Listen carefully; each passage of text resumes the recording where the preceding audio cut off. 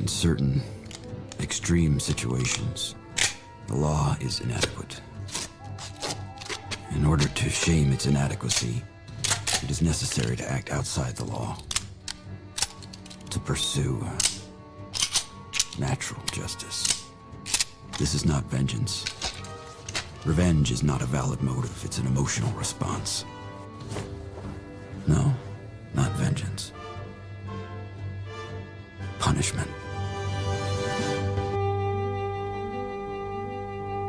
Tonight we have a chance to say, yeah, you're right.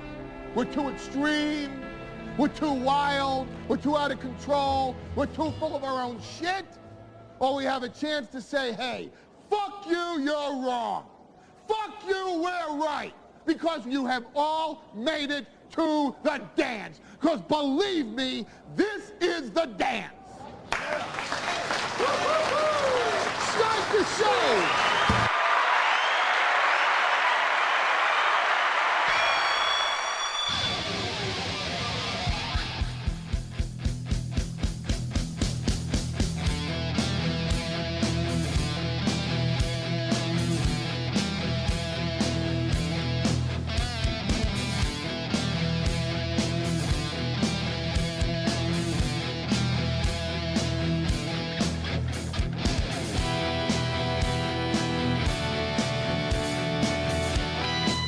I'm sorry, I was just trying to get everything all ready to go, and I was being a little pokey, as they say. Sorry about that. Good evening, everyone. Welcome to the Steel Toe Evening Show.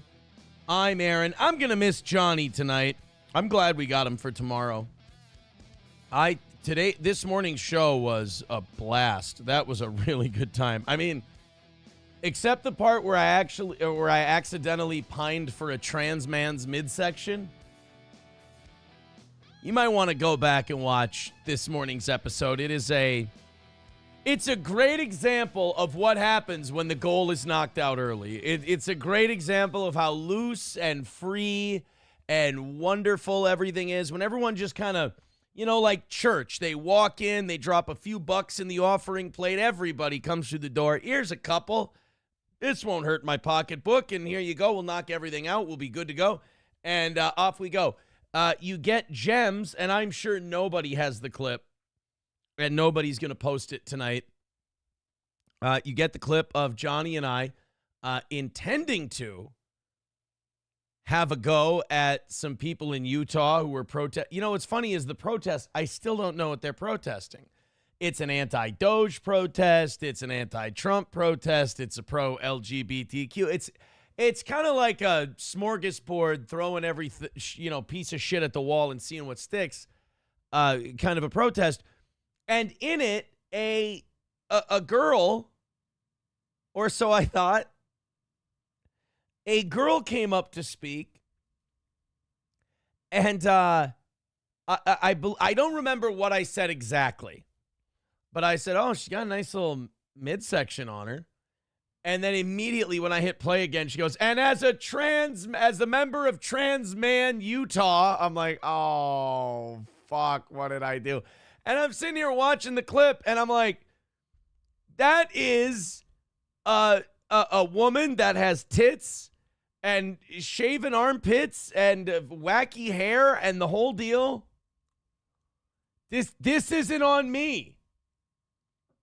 Atomic Ray says men's midriffs are hot. That's not what I said.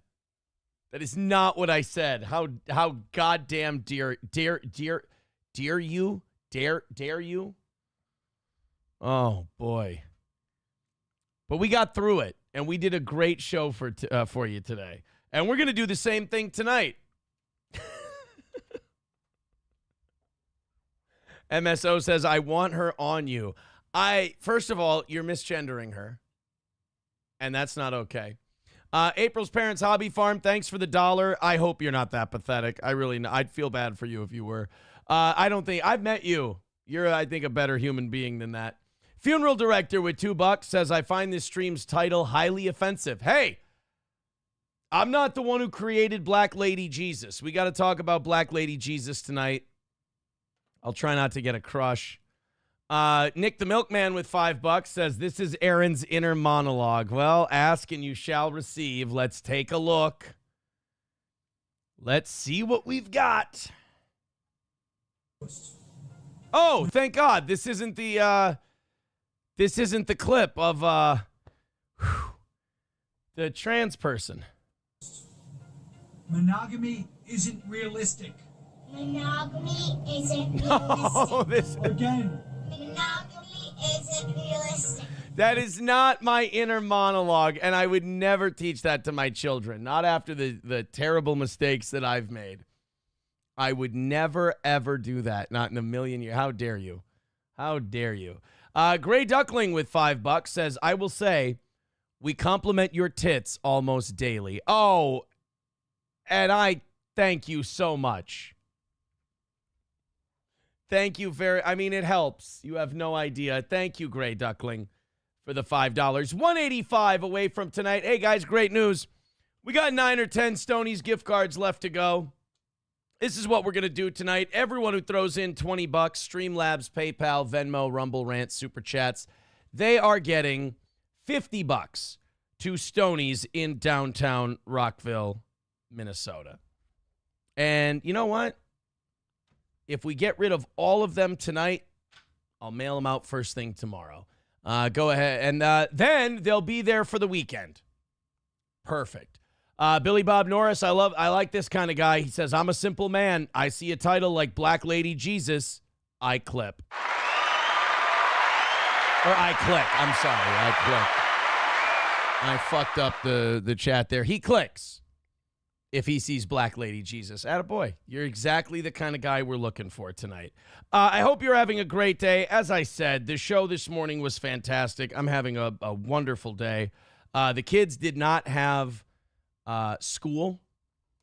I'm just looking at the super chats right now, and oh boy, oh boy, oh boy. The kids did not have school today. It was a scheduled day off. Like my kids' school district, they just never go to school. They just don't believe in education. And but most of the state had off anyway because it was too cold. It was sub-zero until the afternoon. It didn't hit above zero for the first time in like 60 hours here in Minnesota until this afternoon. The kids were home from school, so we all went down to Shoreview and we had a day. We went to Grandma and Grandpa's and we all hung out, and it was a lot of fun. And I will say, for the first time in a long time, I stopped at Val's. I did. I told you guys I've been doing very well with the gas station food and the fast food. I didn't do well today. I went to Val's, and a few weeks ago, maybe a month ago or so, I went to Burger Time. Now, there's two places in St. Cloud on opposite ends of town. In fact, one's in Waite Park, one's on the east side of St. Cloud. There's a little shack called Val's, and it's really old school, and it's really cute. I'm sure if we go on YouTube, there's like a tour of it. Val's St. Cloud. And it's just this little hamburger stand. It's been around for 70 years, 60 years, something like that. And I loved it when I was a kid, and then I hated it. And now I think I like it again. Now I think my kids had me take them there because they'd never been to Val's before, and they love it. So I went there today, and I got some Val's, and I think I'm back on the Val's train. And the only reason is I went to Burger Time, and this was so disappointing, but I understand it because of the economy and all that. I went to Burger Time, and I took a bite into the burger, and the patty was, you could tell, it was one of those frozen, rubbery burgers. They'd gone from fresh burgers to the frozen stuff, and I could tell the difference, and it broke my heart. So today, I went to Val's, and I have to say, I've been too hard on it. It was very, very good. I was very, very happy. The double cheeseburger I had was delicious. Let's show the rest of the world Val's. This is a delicacy here in St. Cloud. People swear by Val's. Let's go to first Cody with $2. Says trans man more than likely doesn't shave. No. This trans man actually did was shaving under the pits, had great tits, rocking midriff. I didn't believe it was a trans man. And thank God that nobody's posted the clip in here, so we can just pretend it doesn't exist. But I handled it like a champ, is what I'll say. Let's go to Gray Duckling with $20. Says, swing, no whammy, U.S. Postal Service. Oh, yeah, that's right. So Gray Duckling had the oddest thing I've ever seen happen to someone. Somebody at the post office, I think, straight up stole his Stoney's gift cards. So he had his Stoney envelope delivered to him that I packed myself, and it came to him opened in a plastic bag, and they said, sorry, your package has been tampered with, or whatever the hell it said. And he sent it to me, and I'm like, I have no idea how this happened. Legit, someone at the post office just straight up damaged his Stoney's gift card, damaged his package, no offense, and then and stole his Stoney's. There's no other way. Like, the way the envelope was torn at, there was no other way to describe it. Also, seeing as yesterday was a holiday, all the Stoney's have officially been sent out today. Adam had a wallet that he was waiting on. That wallet has been sent out. And I think this weekend, the last of the VIP packages are being ordered and sent. So thank you guys very much for hanging with us on that. All right, thank you, Gray Duckling. That puts us at 170 for tonight. Thank you guys very much. We're going in an awesome direction. I love it. If you want to continue to contribute, I appreciate it. $170 away. Every $20 contribution gets $50 to Stoney's. That means 40 you'll get 2, 60 you'll get 3, so on and so forth. Let's see. What would I'm trying to think. 100 would be 5, right? 100 will get 7 tonight. 100 will get 7. 20 will get 1. 100 will get 7. That'll be the rule for Stoney's. The gaming channel, I like it when I see new names in the chat. I'll always go to them. Gaming channel says, why do people think Ashley St. Clair is hot? What is that huge growth below her chin? All right. I'll say this. One thing I hate is when people nitpick beautiful women. I'll be very honest and say I've never really taken a close look at Ashley St. Clair. I've never been an Ashley St. Clair guy. So let's take a look, shall we? Gaming channel says, what's so great about Ashley St. Clair? Why do people think she's so hot? Let's find a video of her that isn't people talking about her and Elon Musk.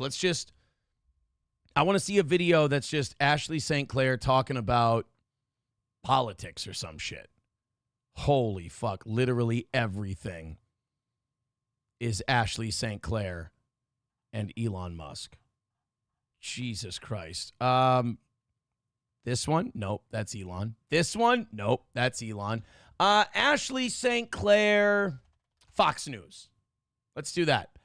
Nope, it's Ashley St. Clair and Elon. Here we go. Here's her December 21st, 2023. We can all decide whether or not she's hot. So the gaming channel over on Rumble said, what's the deal? What's the deal with Ashley St. Clair? He doesn't understand why she's hot. What's that thing under her chin? Let's go ahead and bring a woman up on the screen and judge her looks, since that's what the gaming channel wants to do.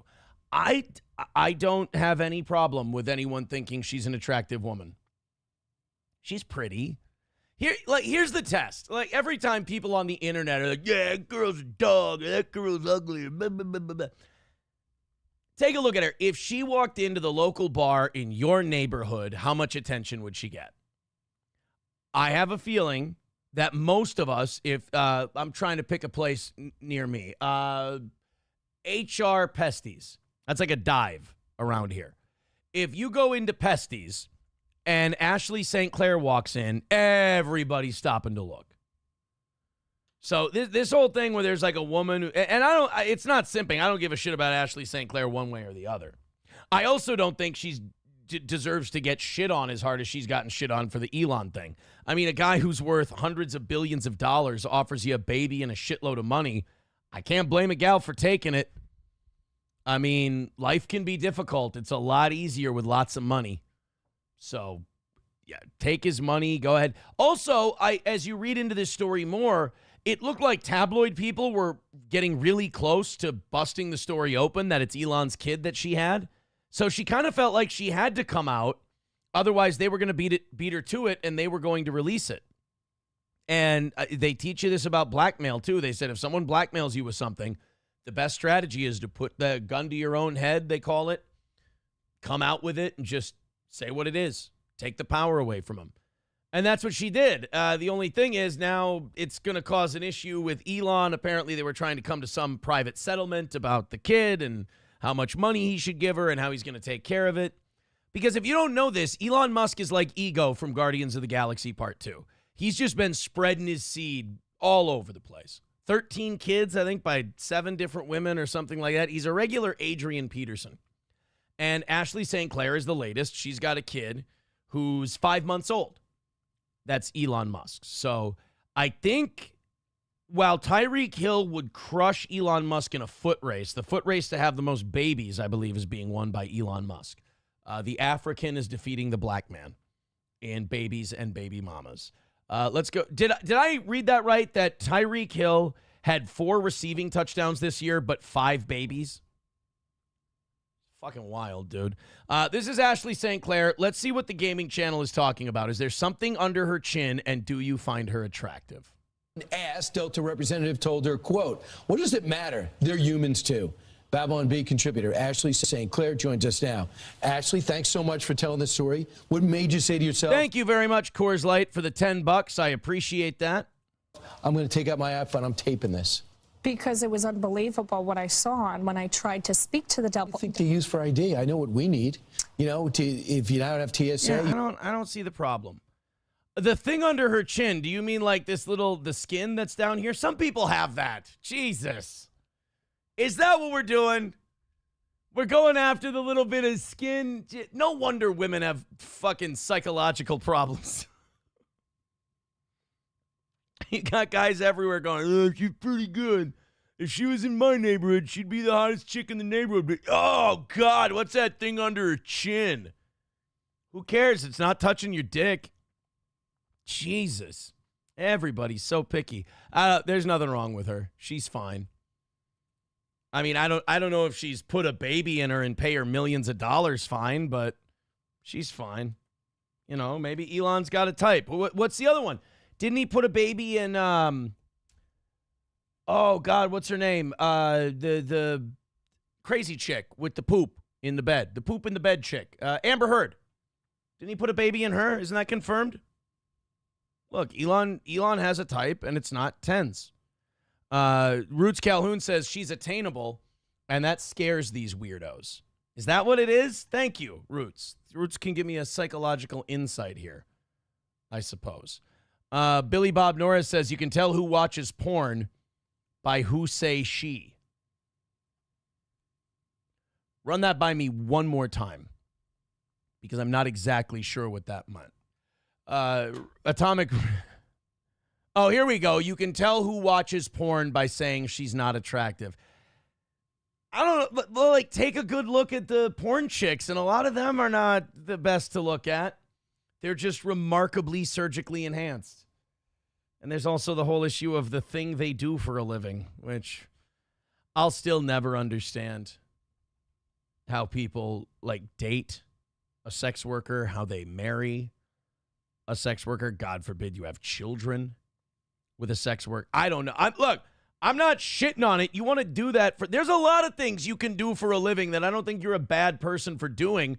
But I think if you try to combine it with something that, if you try to square peg round hole a thing, yeah, I have no problem judging. I'm a judgy guy, I suppose. So if you try to do like the porn thing and then you're like, well, I'm going to start raising a family. Let's pick a road. All right? Let's pick a street. You know what? If you want to do the porn and then you want to retire, because I think at like 28 you start having to do MILF scenes. So if you want to retire at like 30 and then you want to start having a family and stuff, go bananas. Go for it. I mean, you're going to have some awkward conversations. But, I mean, being active in the business and doing that, I don't know. Roots Calhoun says, I have a great story that involves Sasha Grey, but chat would call me a liar. Fuck you, Roots. You are not writing that story in chat. If you have that story, you call into the show line and you tell us that story. Roots, I would love to hear your, not Ashley St. Clair, your Sasha Grey story. And if it's a really unbelievable story, I want to hear it even more. Gaming Channel says Aaron is a few tiers above Ashley St. Clair and the other frauds on X. I used to make fun of him. Now I just feel bad. Good luck, Aaron. Feel bad? Doing fucking great. What you got to feel bad is the people who live on the internet. That's the sad existence. I don't know what to tell you. We had a great show today. Hung out with my kids all day. Man, if that's not a fucking win, I don't know what is. The Gaming Channel says Sasha Grey is so gross. All right, now I got to look people up. I don't have this encyclopedic, like the people who can just like spit out porn stars and just names and shit. Like, here's the ones I know by name. I know Lisa Ann because she does like all the football stuff, like the fantasy football stuff. When I was a kid, the two big ones were Jenna Jameson and Brianna Banks. I know those two. Outside of that, who's the one who broke her asshole at TwitchCon? I know that one. Adriana Chechik. I found out about her when she broke her tailbone diving into that pit of dicks at TwitchCon. And so then one day on the show, I made the mistake of looking up Adriana Chechik, and it was one of the most horrifying things I've ever seen. It was like watching a human Stretch Armstrong doll. And you're like, no, it's not supposed to go that way. And just she fucking, to quote Taylor Swift, head first fearless, if you know what I mean. But Sasha, let's see Sasha Grey. Because the Gaming Channel says Ashley St. Clair is booty. Sasha Grey is booty. Let's take a look here. Do I have safe search on? Safe search off. You know what? Let's go ahead and switch that on for this one. Actually, my safe search is off, and there are no pornographic photos here. I don't believe. I don't know. Like, you can just tell by looking at, like, it's in the eyes. Like, the pain and the damage from that industry is in the eyeballs. And I can't shake it. I can't get it out of my head. Like, you look at a chick who's, like, doing that for a living, and then you look at one who's retired, and it's like the life comes back to him, Triple N says Sasha Grey is a whore. Whatever it is, I believe it. Marcia says, I wonder if Elon pays to get his baby mama's genome mapped before he plants one. I'd believe it. Deutsch Chad says porn should be outlawed, all of it. You'd have to declare it a public health crisis. But I know it's not good. It's not good for you. I know that if I ever go into a fit, like if I'm ever single or anything like that, and I start perusing, it does. I mean, the desensitization thing, that's real. You gotta. To me, I think maybe at best it's in case of emergency break glass, but it's probably. But the thing is, like, you get into it when you're young. You get into it when you're in high school. Some people in middle school, and then it just kind of becomes habit for me. Porn's a lot like the tobacco industry. Just like get access to them while they're younger and make it a habit. Gaming Channel says agree, make it and gambling illegal. Gambling, though, as The Godfather once said, a lot of people view gambling as a harmless vice, right? I don't know if gambling's necessary. Look. Then again, I'm not a Quaker. Atomic Ray says, what kind of queers want to spend money on banning sex? Well, there's that, too. Root says Sasha Grey is legit a cool chick, man. Well, you don't get to tell people that you've got a story and then go, she's fine. It's, oddly enough, blue balling us. All right, guys, 160 away from tonight. Wait a minute. Did I include the 10 spot from Coors Light on that? I don't believe I did. I am very, very sorry. Take 7 of that. 155 away from tonight. Thank you guys very much for your contributions. 155 is the number. Every $20 contribution tonight is going to get a complimentary $50 gift card to Stoney's in downtown Rockville, Minnesota. We love Stoney's. All right, I wanted to show you guys Val's, and then we'll move on. We got Trump was at a press conference today, and he was just listing off the 150-year-olds that are still getting Social Security checks. Is there anything, like, if those checks are being, I suppose, are they cashed still, or do they just direct deposit? Either one. Like, if people are still cashing those, if that money's still getting used, can't we prosecute the people doing that? Because they know it's not their money.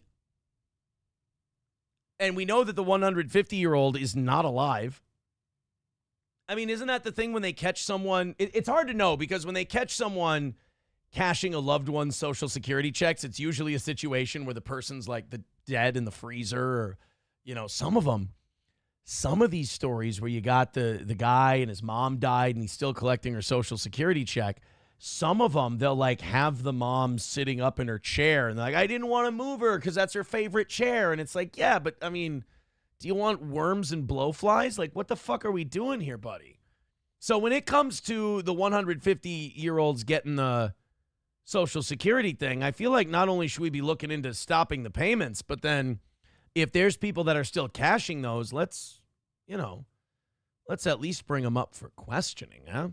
Let's do this Val's thing, and then we'll go ahead and get to all of that tonight. If you feel like contributing to the show, we sure do appreciate it. Thank you very much. I trust this guy to give us a good review on a burger joint because he's overweight. And if you're a fat guy, I trust you quite a bit, actually, and your take on burgers. So this is the place I went to today. This is a landmark in the city of St. Cloud, Minnesota. It's on the more run-down east side of St. Cloud, right down the road from Target, and it's this little place called Val's Hamburgers. Now, back in the day, you would either call in your order or you would go into this little shack here, and as you go in here, this is like a little tiny front porch kind of thing that's like 2 people wide, shoulder to shoulder. And then you go in, and here's this little ordering area here. And back here is the kitchen.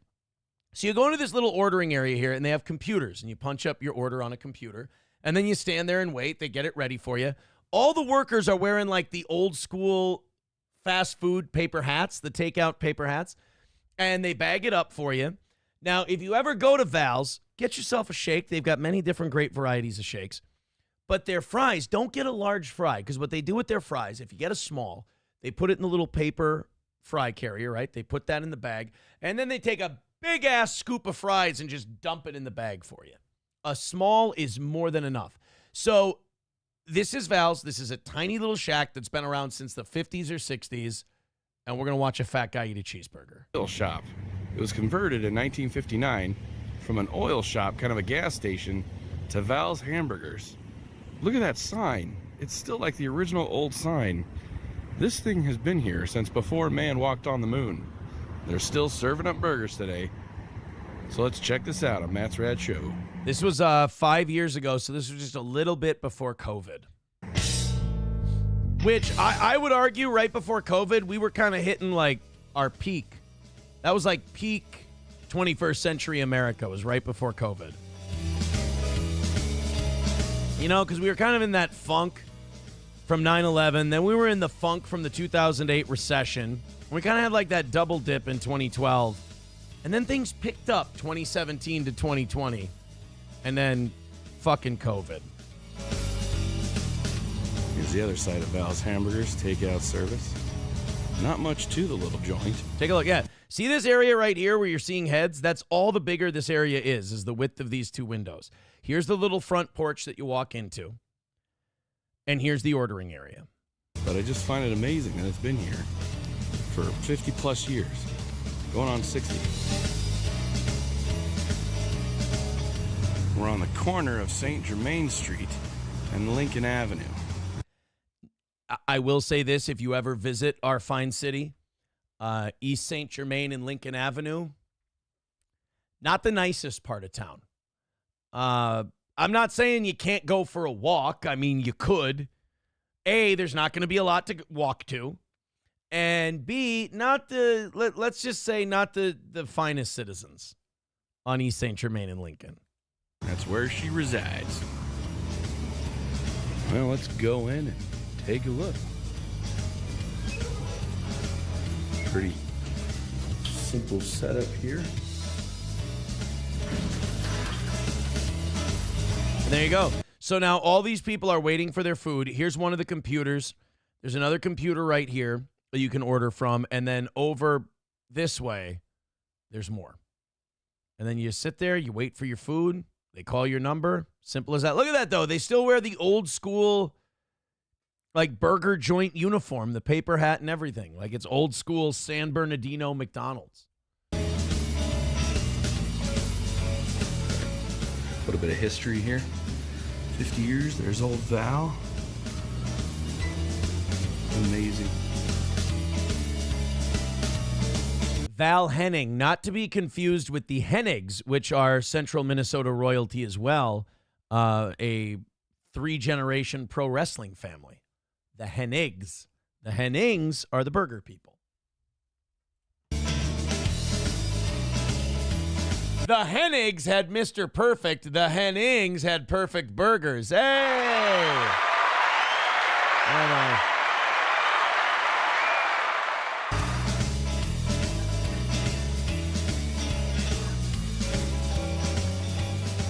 They're known for having a simple menu. I will say this, they have updated their menu boards in the last 5 years. Oh, are they fancy-pantsy now? Just hamburgers and french fries, shrimp sandwich, fish sandwich. Simple and sweet. You just put your order in right here, and you wait. Some good milkshakes here. Got a good list of delicious milkshakes. Looks pretty good.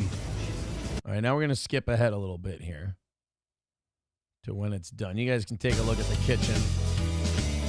And there you go. They got 3 people just working that grill, working the fries. Now let's go to the big reveal. All right, got our food. Head out and go eat this stuff. Looks delicious. When I say the display and the service hasn't changed since the 1950s, 100% true. In the car, there's no place to eat in there, which is fine. That's what it's meant to be. But there's a regular fry. Look at that. Yeah. They just dump tons of fries on top of everything. That's a regular fry. My burger is in there somewhere.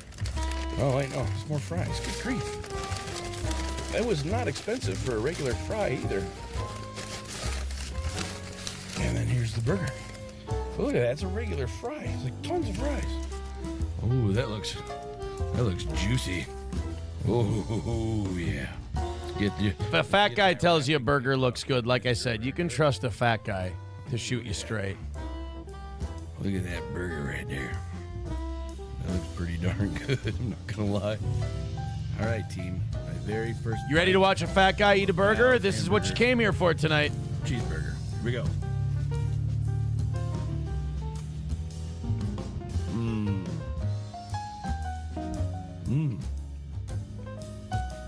That is good.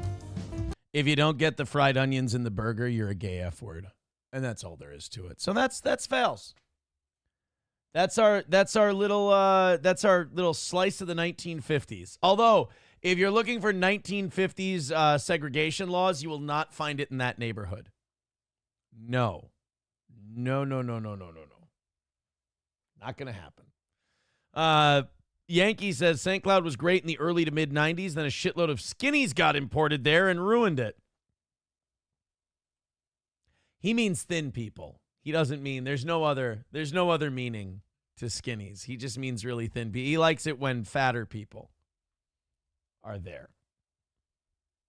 That's what he meant. Although, the early to mid 90s were probably peak St. Cloud, and it's because they encouraged the drinking and the partying at the university. And then in the 2000s, for some reason, when I became of drinking age, they decided, no, we don't want to be a party school anymore. We have to be an intellectual hub. And I'm like, bro,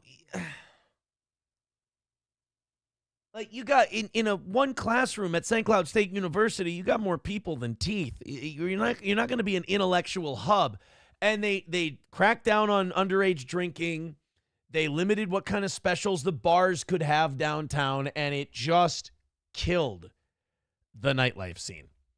Up until like 2008, 2010, downtown St. Cloud, it would start hopping on the weekends. And then, like, everybody stopped going to St. Cloud State because the only reason there was to go there was because it was legit a top 10 party school in the United States. Playboy would rank it every year as a top 10 party school in the United States. And then they decided, well, let's get a bunch of Somalis in here, get rid of the football program, and just play soccer all the time. And everybody thought that was gay. And then they stopped homecoming. They weren't allowed to have homecoming anymore. They tried to bring it back recently, but as like a school run thing, like it was a high school, and that was a bust. And it's just kind of too late to turn it around now, essentially. You know, it was good in the day. Not very good anymore. It's and it kind of like as that nightlife has died down, a lot of the kind of the city's vibe has gone with it.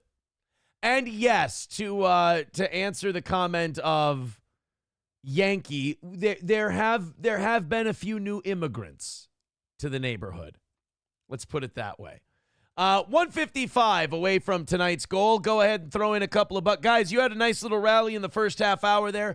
Let's have a similar thing in the second half hour, and we'll be right on pace to drill this thing down to zero. Every $20 tonight gets $50 to Stoney's. Thank you very much for your contributions. Load up that Streamlabs, PayPal, Venmo, Super Chats, and Rumble Rants, and let's call it another win for the toe. Trump gave a press conference today where he started just naming off the 150-year-olds who were getting Social Security. Which is kind of a funny thing. It seems like something that's sort of beneath the president. We do have a clip of it here. He's got a list, and he's just reading it for people. Here it is. Getting prepared. Excuse me. Nope. I'm sorry. I'm being told that what I'm playing is the 1998 Chris Jericho Man of 1004 Holds promo. I apologize. You know what? That's on me. I thought we were playing the Trump clip about Social Security. That was Chris Jericho back in 1998. I get the two confused. Let's go to Donald Trump reading the 150-year-olds that are getting money from Social Security. From 120 years old, people that are 120 years old up to 129, 3,472,000 people. Wow. You know, 3 million, by the way. 3 million in just that one decade, 120 to 129. And check me if I'm wrong, Sandy, but like the chart that they showed had people that were like 300 some odd years old, people like that were older than the country. How do they get Social Security? well, that can't possibly be because the record is like, I think it's one person, a woman, lived to 127, but they... I believe her name was Marie-Jean Clement and was 122 years old. Check me if I'm wrong on that. I believe it was Marie-Jean Clement was the oldest woman who ever lived. You know what? Piss on that. We're checking it right now, then we'll get back to Trump. Oldest woman who ever lived. Oh, Jeannie Calment. Okay, well, that was close. So I just pulled that name out of my ass, and I was, Jeannie Calment. I think she was French. Yeah, she was a French woman who is also the only documented person to live past 120 years old. 122 years and 164 days, 1875 to 1997. I remember when she died because when I was in elementary school, I loved going through the Guinness Book of World Records. And I remember when it was announced that she died, I was like 11 years old. And I remember that I was 10 or 11. That bummed me out. Kind of like when, who's the big tall freak? Bao Ji-hoon or something like that. Bao Ji-hoon, I think was his name. Tallest person ever. Oh, I'm wrong. It was Robert Wadlow. Better than being Robert Low Wad, am I right? Hey, everybody. He only lived at 22 years old. That's what happens when you're fucking gigantic. Wadlow passed John Rogan as the tallest person ever recorded. Well, who's the Bao Ji-hun guy? I'm not pulling that name out of my ass. Really tall Chinese guy. Yao Ming. Bao Ji-shun, that was his name. Oh, he was Mongolian. Fucking same difference. Chinese herdsman from Chaifeng, Inner Mongolia. Is he still kicking? Oh, he's 73 years old. I think he's the tallest man alive. 7 feet, 9 inches tall. Couldn't get these people to play basketball, could we? We got Yao Ming at 7'6", but we couldn't get that. At 7'9", like everything's, you got to be like, you know how they say when the wind is too strong in St. Louis, the arch will wave from side to side? I feel like if you're 7'9", A, you can't put enough food in your body to like put on decent weight. And number two, like a stiff breeze, you're swaying a little bit. That's just, it's too much. Taste Fairy Ialto says Methuselah was pretty old too. You know what? You're right. Methuselah was up there as well. All right, let's get back to Trump reading off the amount of people older than shit who are still getting Social Security. They have 3,472. Okay, but now we're going really in. People from 130 years old to 139-year-old. 3,936,000. Wow. I wonder if he just did a wow. People are getting paid with all this. I mean, are these checks? And that's what we're checking right now. People from 140 years old to 149 years old. 3,542,000. 140 years old and beyond. Now we're really going because we're looking to break the record by 25 years. People from 150 years old to 159 years old. 1,345,000. We're up to like 10 million people, and he's not even close to done. Let's see what the average Social Security payment is. What is the average monthly Social Security check? $1,783. So $1,783 times 10 million. $17 billion a month in Social Security checks going out to people between 120 and 160 years old. Times 12 checks a year, $213,960,000 in Social Security checks going out to people 120 to 160 years old. No wonder the whole thing is falling apart. No wonder it's a Ponzi scheme. We don't stop paying dead people. For example, Social Security, we spend $1.489 trillion every single year on Social Security.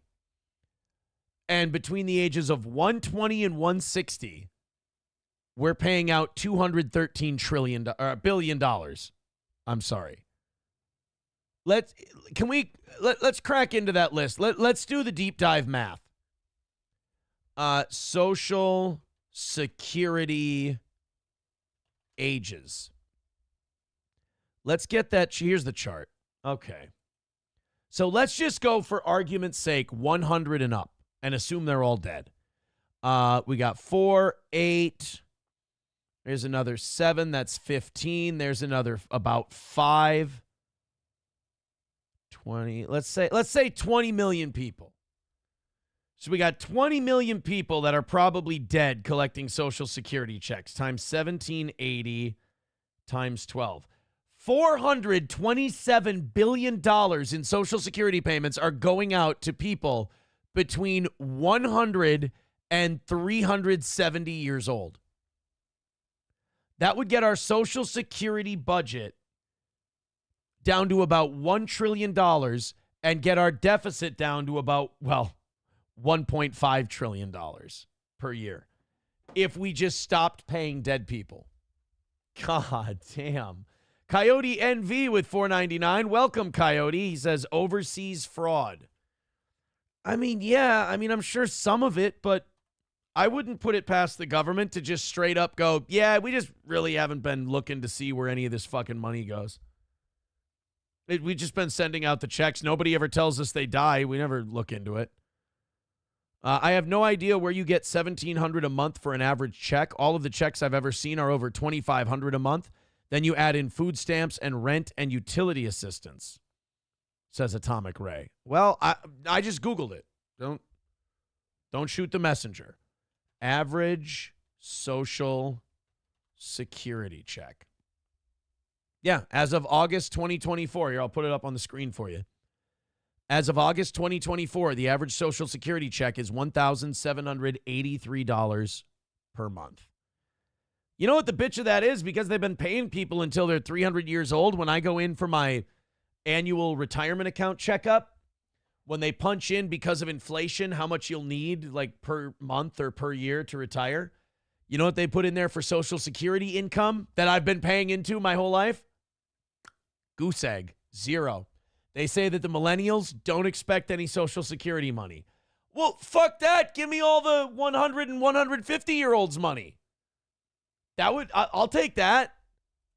I can get by if you just give me all the dead people money. I'll even spend it better than they do. It'll get back into the economy. MSO says, so what you're saying is there's a chance I'll live to 300. Yeah, that's the ticket. Scooby Jooby Jew, welcome, buddy. He says those dead people are still voting in every election. Might as well pay them Social Security. Well, that's a good point. I mean, they are exercising their right in the democratic process. It's only right that I guess we let them have Social Security too. It's only fair. Now that you put it that way, I guess my argument is kind of ruined. Thank you, Coyote, for the $5. $150 away from today's goal. We appreciate that. Throw in if you're feeling generous. We're real close to looking real good tonight. Just one more little push, and we're gonna be real comfy. Hell, how about $100 by 8 o'clock? That'd be all right by me. Remember, every $20 is getting 50 to Stoney's tonight. So if you want $50 to Stoney's, throw us 20, and as a thank you, we'll put your name on one of these and send it out to you. Let's go to this Netflix thing real quick, and then we'll move on. I know a lot of people hate it when I start talking sports. They don't like it when I go to football and all that shit. So this Netflix deal with the NFL, they got a little taste of broadcasting NFL games this year, and it seems like they are hooked. It looks like Netflix is looking to outbid Fox and CBS in the next media deal to get the NFL games onto Netflix. And the way they've been throwing around money lately, grabbing WWE, taking them off of television and bringing them over to Netflix for Monday Night Raw. Now if they get football, dude, these are legacy media, traditional television killers. I mean, you take wrestling off of television, which since television's inception, it's been one of the cheapest, most profitable forms of broadcast television ever. Then you take football out of there, which, for a lot of people, myself included, football is the only thing we watch live on television. Everything else, we just kind of, use a streaming service and watch whenever. I'll tell you this, if the NFL gets a good deal from Netflix, you're going to see that fucking salary cap go up quite a bit. You think these quarterbacks are making a shitload of money now? You have to remember, the NFL is a nonprofit. They've got to do all that revenue sharing with the owners and the teams, and they got to get that money off the books by the end of the year. Give the commissioner, of course, a nice big bonus for all his hard work. But Netflix is looking to take NFL's Sunday afternoon games from Fox and CBS in the next big media deal, according to a report. According to Pro Football Talk's Mike Florio, Netflix will try moving in on the NFL's Sunday afternoon games. With the current deals, that slate of game belongs to Fox and CBS. NBC has Sunday Night Football, Amazon has Thursday night, ESPN has Monday Night Football. Now, the current deals are set to run through 2033, but the NFL has the option end for them 4 years early in 2029. So Basically, 4 years from now, the NFL gets to decide, do we want to shit or get off the pot? Do we want to go 4 more years with Fox and CBS, or do we want to hear Netflix out? I'll be honest, I think by the time that day comes, they'd be stupid not to hear Netflix out and see what they've got for them. A major shakeup could be coming, with Netflix becoming a major player in the NFL broadcast landscape. And if Netflix is in, one of the current partners will be out, or at best, relegated to Sunday mornings. Oh. So they might get like the European games still. Streaming services have continued to increase their presence in the world of professional sports. Of course, Netflix had the Christmas games this year. They had the Mike Tyson, Jake Paul thing. It might just be a matter of time before Netflix gets football. And it's funny because, not too long ago, people were thinking that Netflix might be, the streaming service that doesn't make it. When Paramount Plus came and Disney Plus came along and Hulu and Amazon Video and all this, they're like, oh, man, all of these different streaming services are coming along and it's going to push Netflix out. And people were thinking Netflix was, their subscriptions were going down. What are they going to do? Netflix answered big. That's a well-run company, man. And a lot of these other streaming services are now trying to consolidate because they're realizing it's just, there might not be enough dollars going around to spend $11, $12, $13 a month and keep, the bandwidth to keep those streaming services is not cheap. You got to get a few million people signed up to make that thing profitable.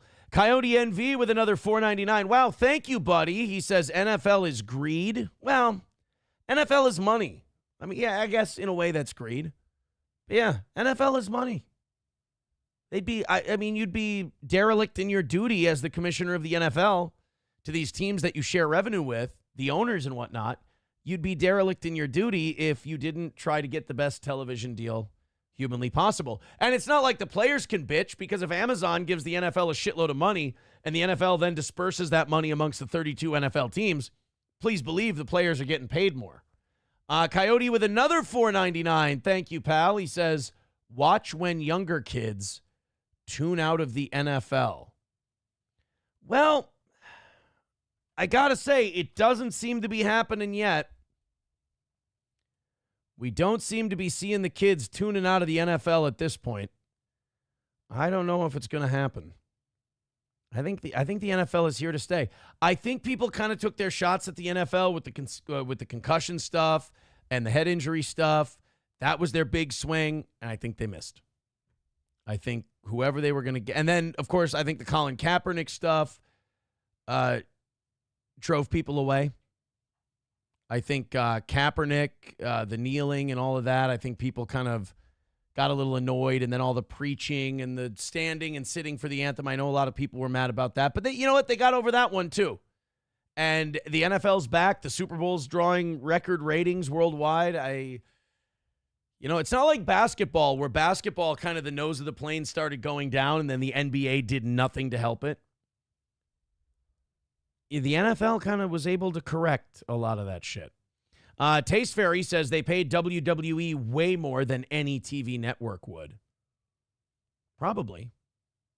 Netflix is throwing it around to, grab subscriptions. And you got to say, wrestling fans are a very devoted bunch. They are a very loyal crowd. Bigot on Socialist Media says, so a national sport will have hardly any games on free TV. Well, you'd have Sunday Night Football on NBC every week. And then you'd have Monday Night Football on ABC and ESPN. Yeah, so I guess two games a week, because the other one's on Amazon. 145 away from tonight's goal. Thank you guys very much. Throw us a couple of bucks. Let's get this number down all the way. Throw us a few bucks and let's hammer out tonight's goal. If you're looking for some Stonies, $20 gets you 50 to Stonies. We appreciate it. Somebody decide they want to christen the PayPal or christen the Venmo tonight. Nothing so far, but thank you guys very much for your contributions. Let's throw a few bucks in there and see if we can't hammer out a victory and continue our perfect week this week. We got a perfect week going. Let's keep it going. What do you say? Numero uno Josh Denny fan says, why is that fool Alex Stein not simulcasting on Rumble? He hates free speech, or is he just ducking me? You know what? I gotta hear this. Hold on. Numero uno Josh Denny fan. We've got a little bit smaller crowd tonight than usual, certainly than last night. I'm willing to stop and hear this. I would love to hear why Alex Stein is ducking our boy numero uno Josh Denny fan. It may be disgusting, it may be weird of me, but I'm interested. Numero uno says, I'm leaning towards he's ducking me. Why? I need to hear a couple of things. Number one, why would Alex Stein be ducking you? And B, like, what confrontation have you set up? Have you organized? What clash did you and Alex have that's causing him to duck you? Because I don't understand. I'm not trying to insult you. I just don't see you and Alex in the same atmosphere. That's all. Oh, numero uno says, I'm just trying to put things in motion. Oh, well, I get it.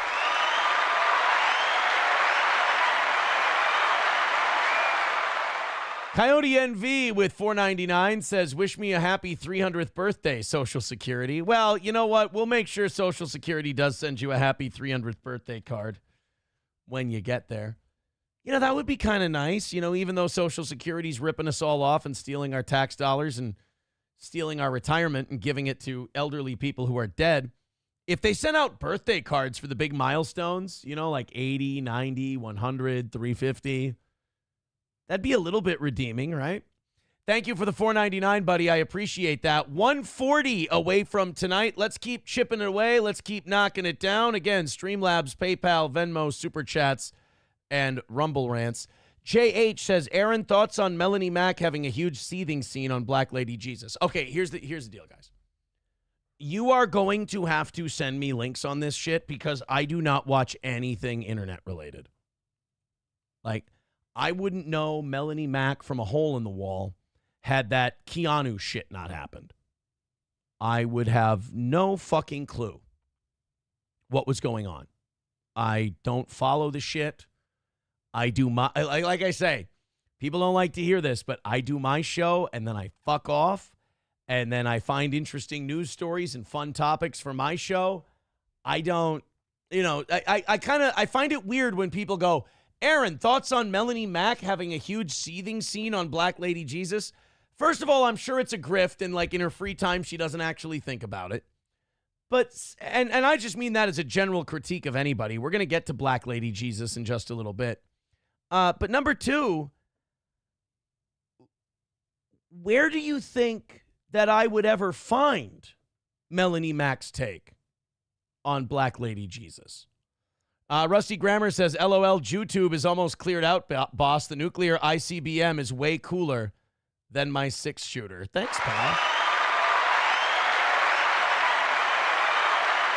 Very cool. Look at Rusty Grammer, the big hired gun, the man with the nuclear codes. Thank you very much, pal. All right, well, to celebrate that, throw in a few bucks. We're $1.40 away from knocking this thing out. Let's do it, and let's call it another win for the toe. Let's take our smaller audience tonight and still keep ourselves on track for a big W. Oh, you know what we haven't gone over? The WHMH 101.7 Top Donations board. Oh, my God. Let's take a look. Fuck you, dude, this morning, throwing us $250. What a guy. He's on top of the standings. Then we've got Neil with $125. Thank you to Neil. He threw that in last night. Jeremy with a big hundo. Thank you, Jeremy. He's the reason why we changed the name of the board. He bought it. And Yags with $50. Thank you very much, Yags, for your generosity. Look at that. D'Amico with $20. Yes, D'Amico, we do have all the Stonies from last month are on their way. And you know what? I think I'm going to send these a little earlier this month. Usually when the new ones arrive, I send out the old ones. It's just kind of a habit I got into. There's no real reason to do it. I think when these are gone, I think then I'll do the other ones. That seems easy enough, right? 120 away from tonight's goal. Hey, there we go. Just a few more Stoney's gift cards, and we're done for the night. We've got our goal knocked out. And I said I wanted to be at 100 by 8 o'clock. Shit, we still got 2 minutes. Let's get another 20 in there, and we can have that done. Thank you, boys and girls. Numero uno Josh Denny fan with $2 says, have you considered asking April Law if she's into co-hosting evening shows over Zoom? Could be interesting. I say, God bless. Take steps in the right direction. Go with God. Nothing but grace and happiness. And every step that I take away from my old life is a step where I feel better, happier, and lighter. Don't make a weight joke about that. And let's just say the final tendrils are shaking loose these days, and it feels refreshing. We'll say that. So that's, numero uno Josh Denny fan with $2. I'm sorry. He says that's April Law 1111. I apologize. No, look, I know I learned a lot from her. I hope good and bad, and I'm sure she learned a lot from me, good and bad. And I hope those lessons can be used to inform ourselves going forward, and it will give us the foundation we need to build a new and happier life. I know I'm doing that. I can only wish the same for everyone else. And I think distance and ignorance of one another is best for the both. Atomic Ray with $5 says this is for Yags total. All right, Yags is up to 55. That's very generous to throw to somebody else's total. Coyote NV says, hey, I ordered a coffee mug a month ago. Get to me on that, because that's a spring thing. Spring is supposed to be taking care of that. If you guys have any complaints about shit taking a long time to get there, I need to know about it, because I need to be able to write Spring, and I need to tell them, hey, fucking, let's get our shit together here and get this taken care of. So please send me emails and I can take care of it. 110 away from tonight. Wow. Thank you guys very much. Keep it going. Numero uno Josh Denny fan with $2 says she's a fiery, mysterious, and provocative social media. Well, she's not really a social media personality anymore. Maybe they didn't go up there and tell you've been away a long time. But not really. Bigot on Socialist Media says you'd get a notification of the day it was sent from Spring. All they send me is that a deal a purchase has been closed. Like it's been completed. That's what I get. And it tells me that I don't have to do anything. So if you guys have any complaints, let me know and I can complain to them and I can get that straightened out for you. I appreciate it. All right. 110 away from knocking out today's goal. Thank you very much. JH is asking me, did you see Melton got banned on Twitter? Yeah, I mean, serves him right. He posted some shit he wasn't supposed to post, and them's the breaks. What do you do? Look, as I've been doing broadcasting for about 20 years, I know the ones that last and I know the ones that don't. And there are some people, and I should know, I've been one of them, who can't help but get in their own way, and they will destroy themselves. That's one of them. You saw part of it today. The rest is surely coming. He's done it to himself numerous times to the point where he's had to leave the country and leave the internet. That's my take on the whole thing. You give it time. Just watch it. It'll fall down on its own. That's all you need to do. What did he post? I don't know. I heard that it was nudes from Keanu's OnlyFans, and it was an unauthorized site, and X does not allow that, and he got wiped out for that. That's what I heard from somebody else. I cannot confirm. All right, here's the this is the Melanie Mac thing. Yeah, we're gonna talk about Black Lady Jesus. This is Melanie Mack. God will not be mocked. This will not end well. Cynthia Erivo is set to play Jesus Christ in Jesus Christ Superstar at the Hollywood Bowl this summer. Well, I mean, Jesus Christ Superstar is not like an endorsed God version of Jesus's life. It's a play. But by the way, yeah, people are saying in the chat, I don't care about the Twitter stuff. I don't either, but you know, people are nice enough. They ask about it. I'll answer. You know, it's a play. It's not the Bible. It's not like the Vatican's, you know, fully endorsed true story of what happened with Christ.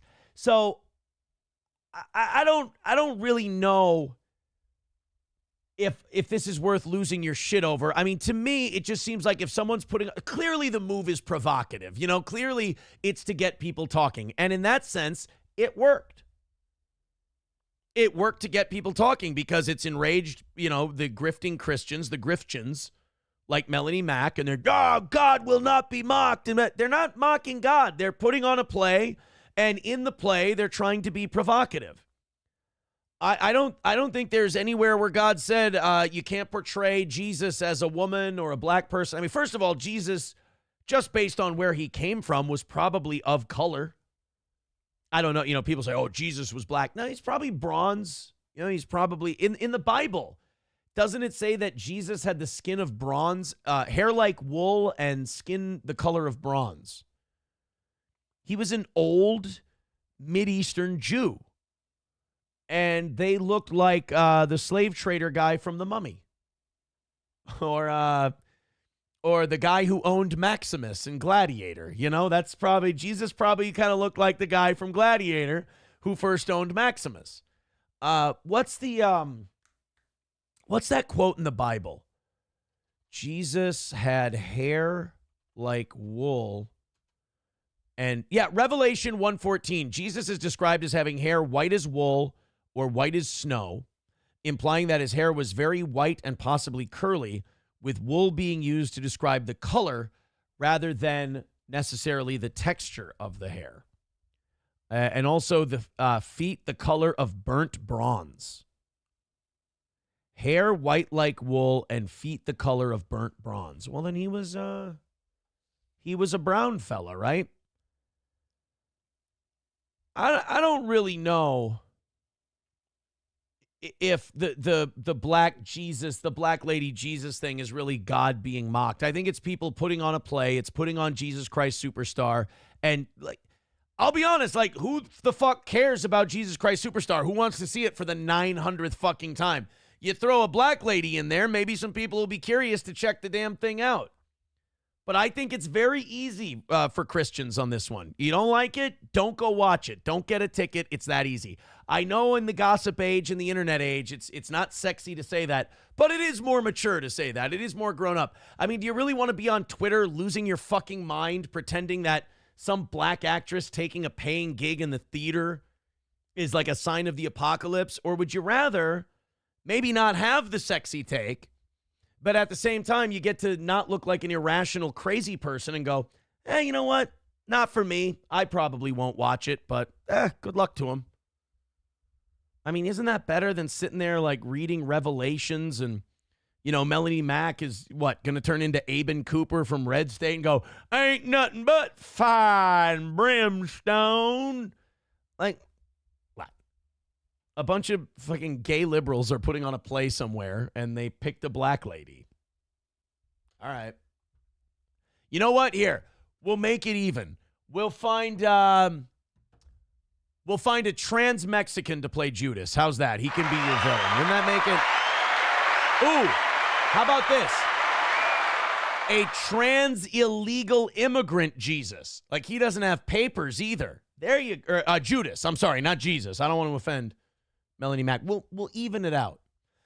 Numero uno Josh Denny fan with $2 says Melton got banned overnight right after saying shit about Felicia's car crash. Seems like something you probably woke up at 2 a.m. to report him for, according to a fat read. Oh, did somebody say that I reported him? I have bad news, guys. I know that you guys wake up and obsess about me. I know you dream about me. I know you think about me all the time.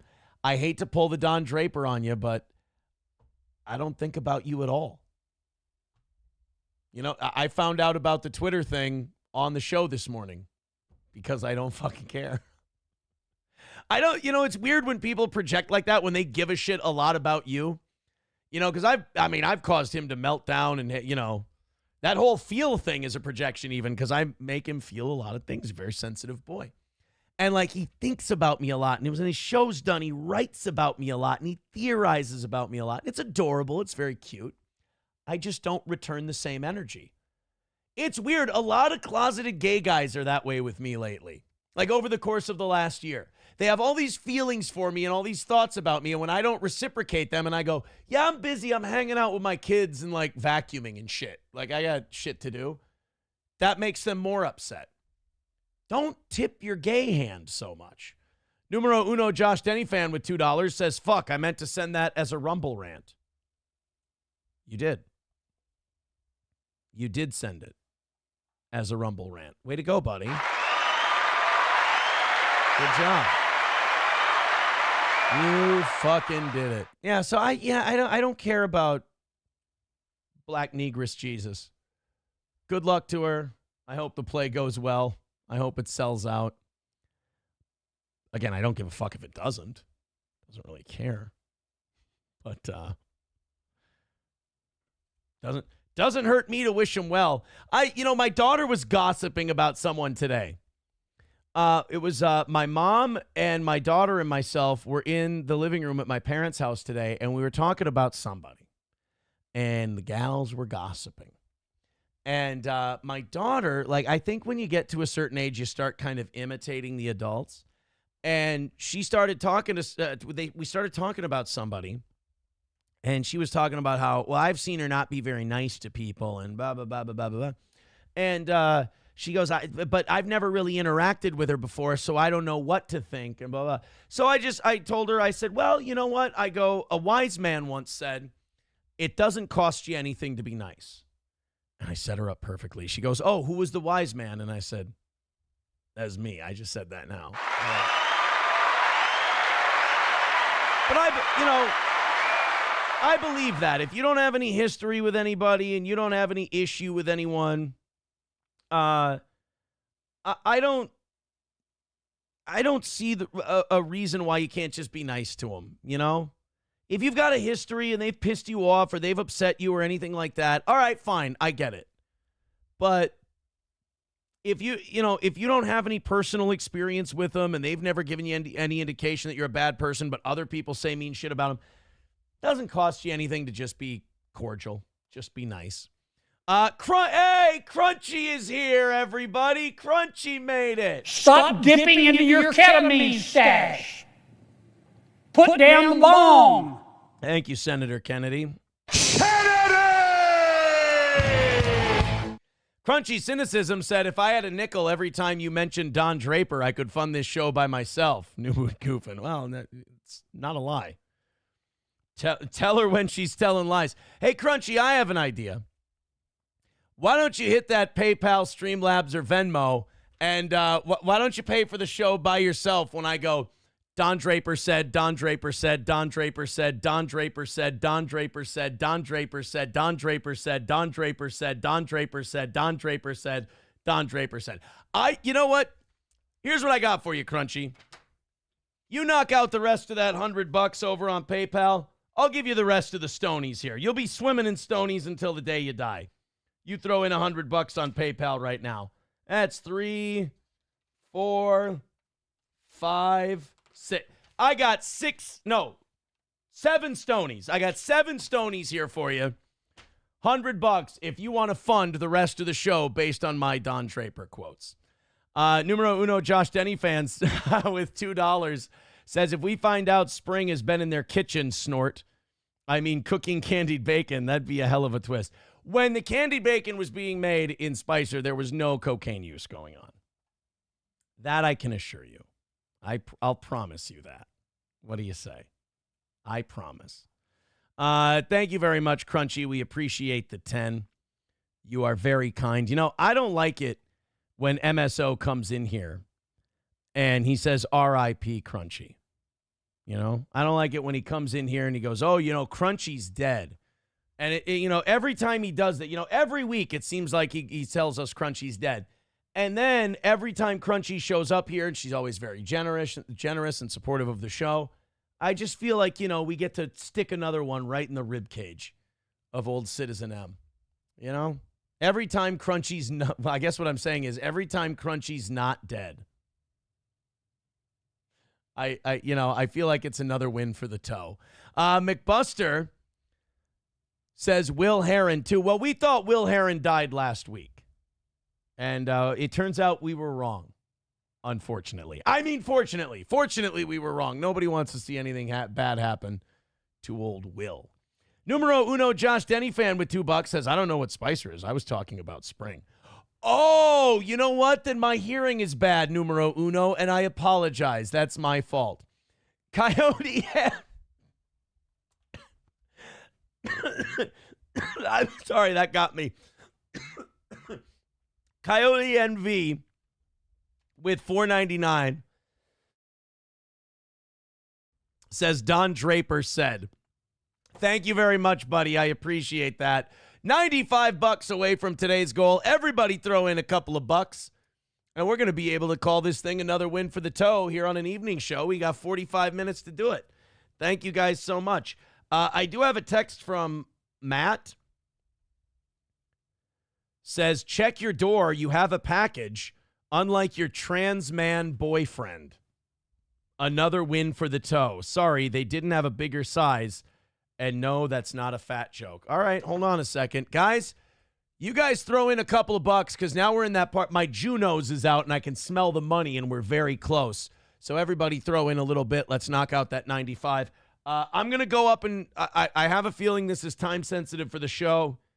I'm going to play you guys a little something here.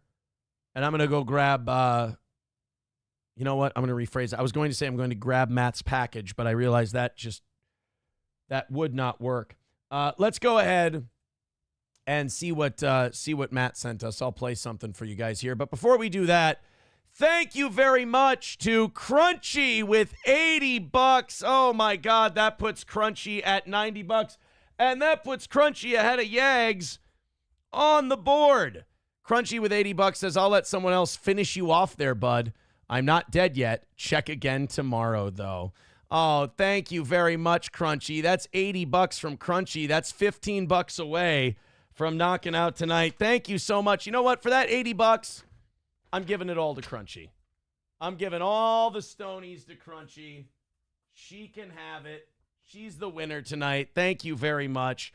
Coyote NV with $4.99 says Utah trans had a nice core. I'm not living that down. There's no way I'm going to be able to live down the Utah trans man had a nice core thing. It's not going away. I did that to myself. We got $15 left tonight. Thank you guys very much. Looks like we're going to knock it out, knock on wood. Thank you so much for your generosity. The perfect week continues for the toe. All right, let me fire you guys up something, and I can go see what Matt left me. Here we go. You'll love this. Say his name and he appears. I believe in Joe Hendry. I believe in Joe Hendry. Cause they love him in London and Paris and Tokyo, America, Scotland and Canada and Mexico. They say, I believe in Joe Hendry. I believe in Joe Hendry.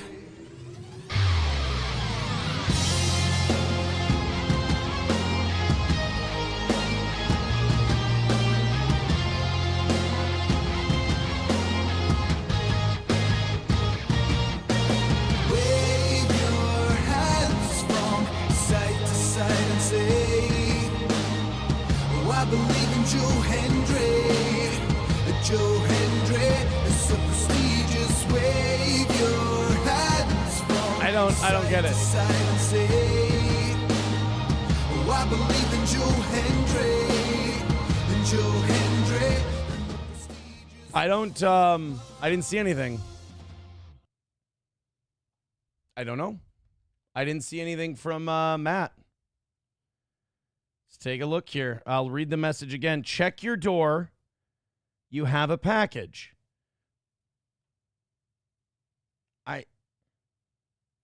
I don't see anything. Matt's sending me a message right now. Sorry, dude. Amazon said it was delivered. Could it be in my mailbox? Should I go? Maybe I should check the mailbox. Maybe it'll be in my mailbox and not the front door. All right, guys.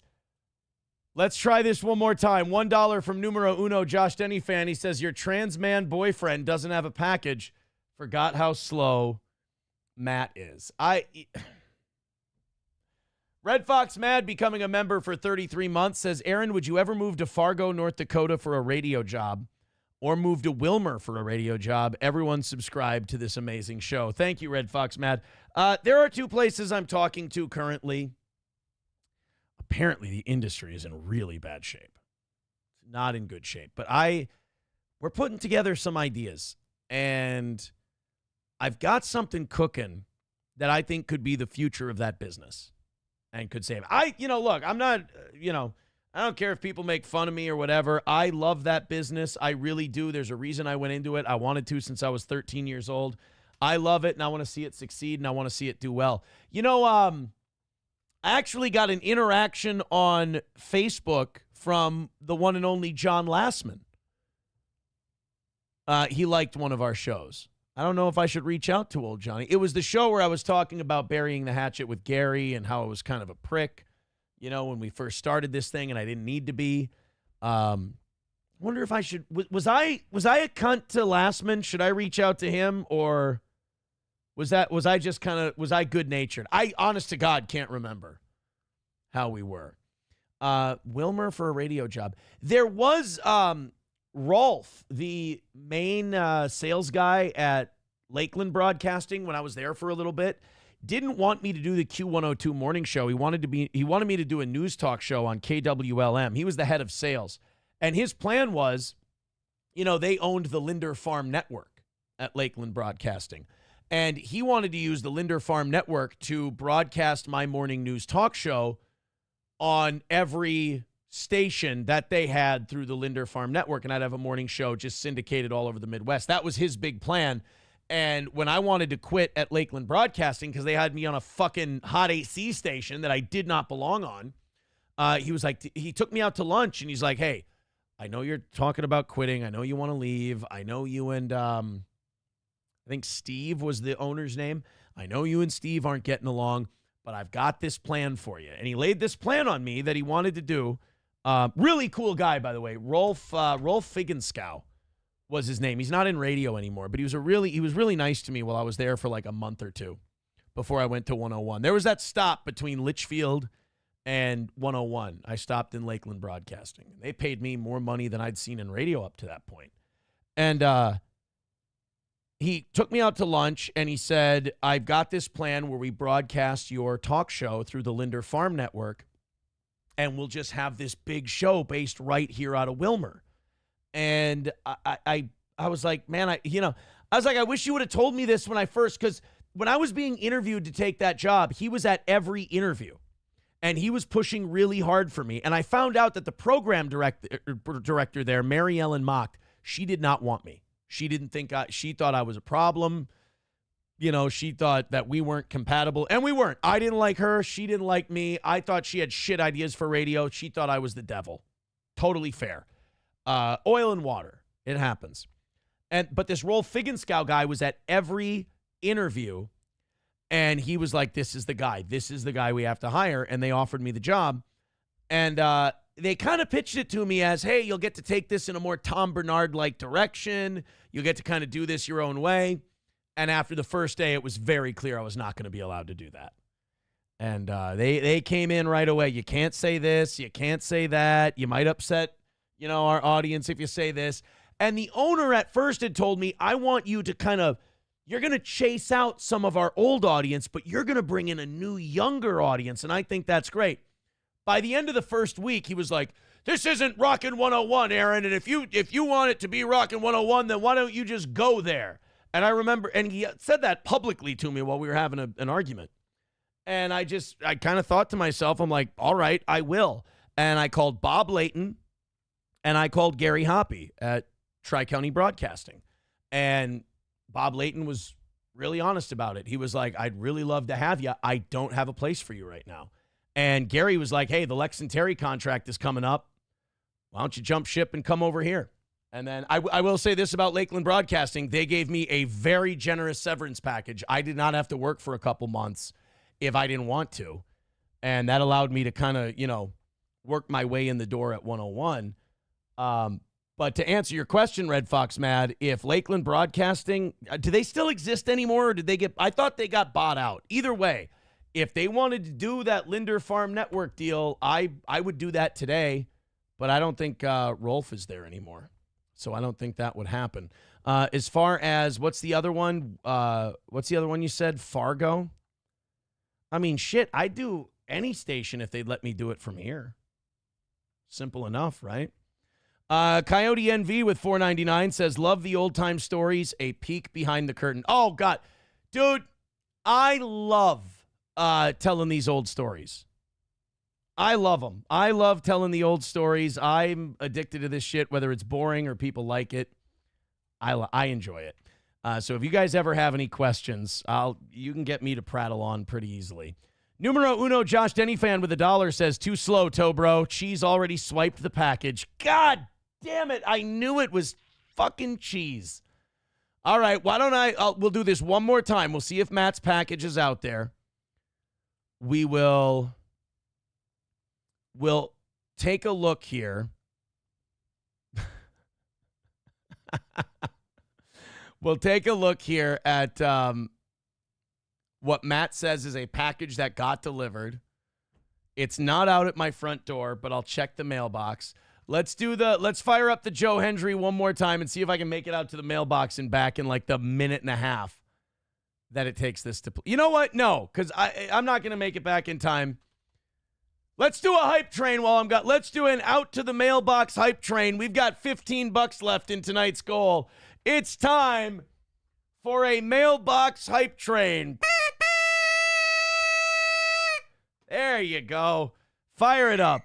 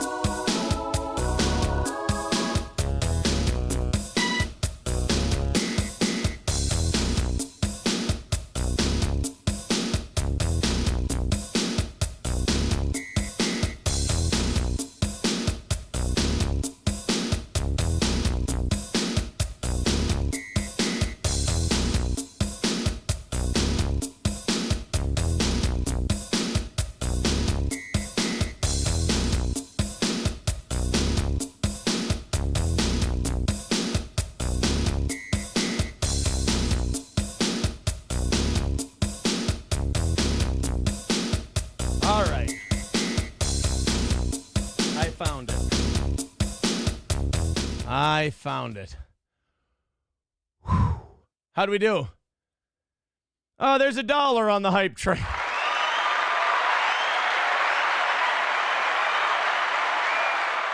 Numero uno, Josh Denny fan says, grab your telescope. Matt's package is already small, and it's cold as fuck out there tonight. Dude, you ain't kidding. It was really bad. This is, okay, he sent it from Glasgow Avenue in Inglewood, California. Okay, let's see what we've got. It looks like slippers, mittens. Can I open this on camera? Is there anything else? Okay. Clean. Good. It looks like slippers. Why do they have to do this where you look like a fucking retard trying to open this shit? All right.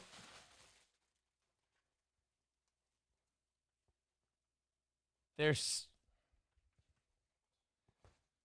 slippers, and they have like a faded color thing on them. Is that what the fuck is that? I don't get it. It looks like faded as fuck and brown slipper.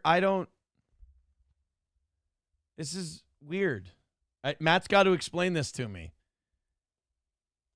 It looks, I mean, I love a good pair of slippers. I mean, I'll try them on now. They look a little small. Oh yeah, those don't fit. Those don't fit at all.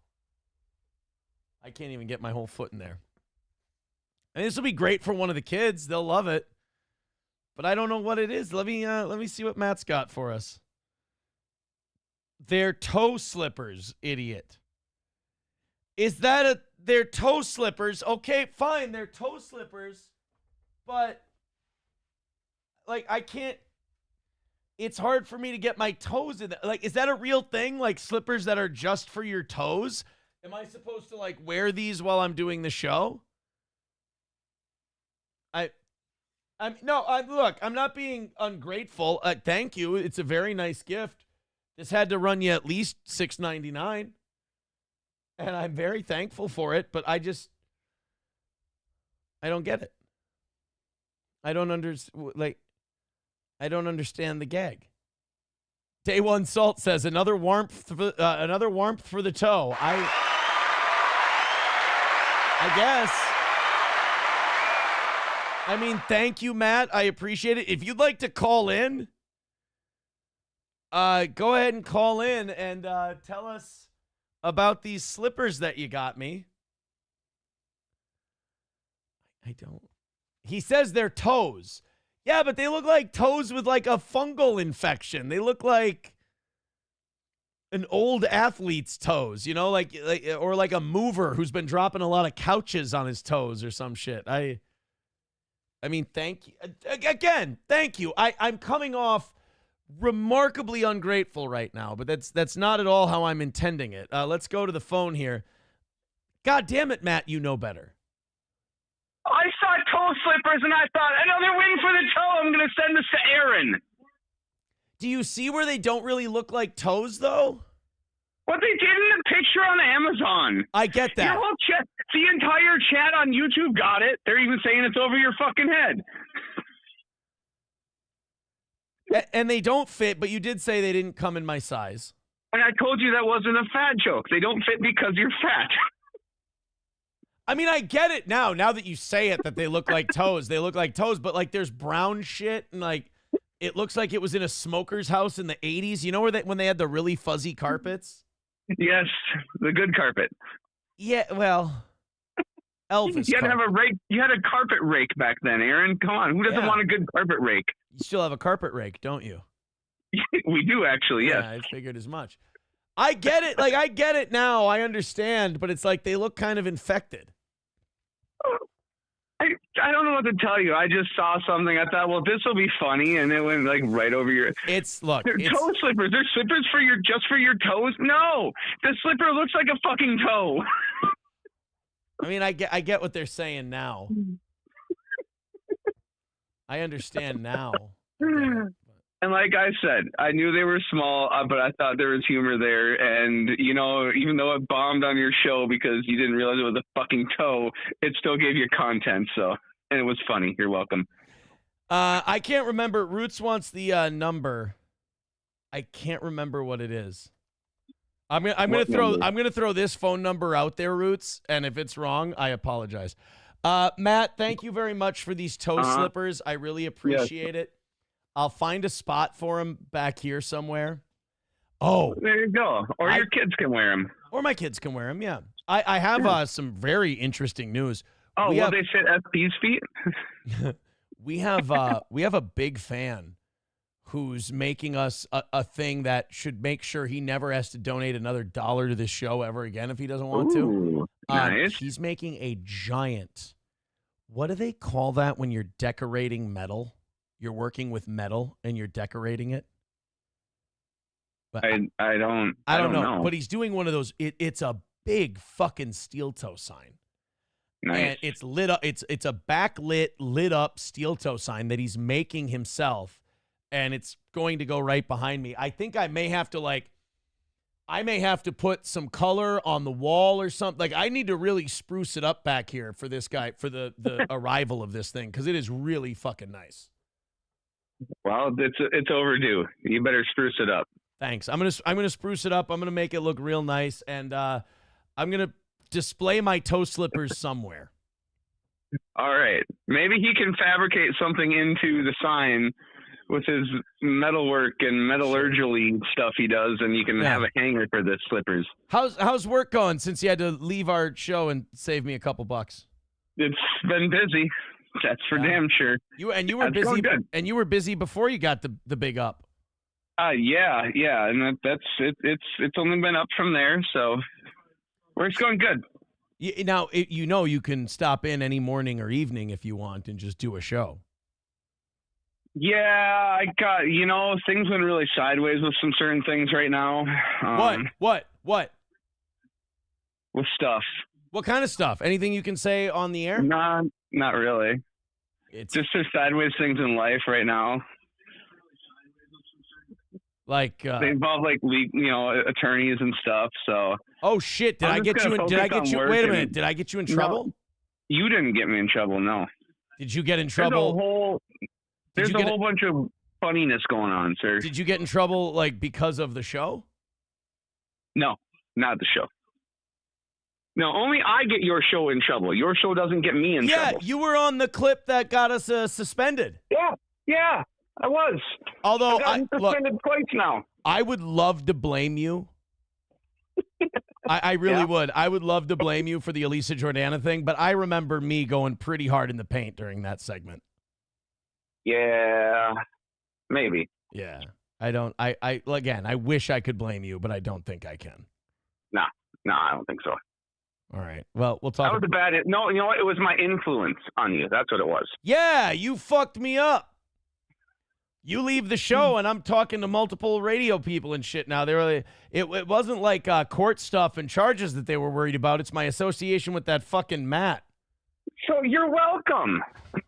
Yeah, thanks for leaving. No, but really, I mean it. Come on the show anytime, and I won't even pay you. You can just come on and we can. We'll figure something out. I'd come back on anytime. I just got a lot of shit going on right now, dude. Like, it's on a level I can't explain. Can we confirm you for the August 9th, 11th anniversary party at Stoney's? Yeah, I can be at that. With special guests, Definitely. Gino Bisconti and Keanu Thompson. No, I'm not. I can't hit on Keanu this time. I got a girlfriend now.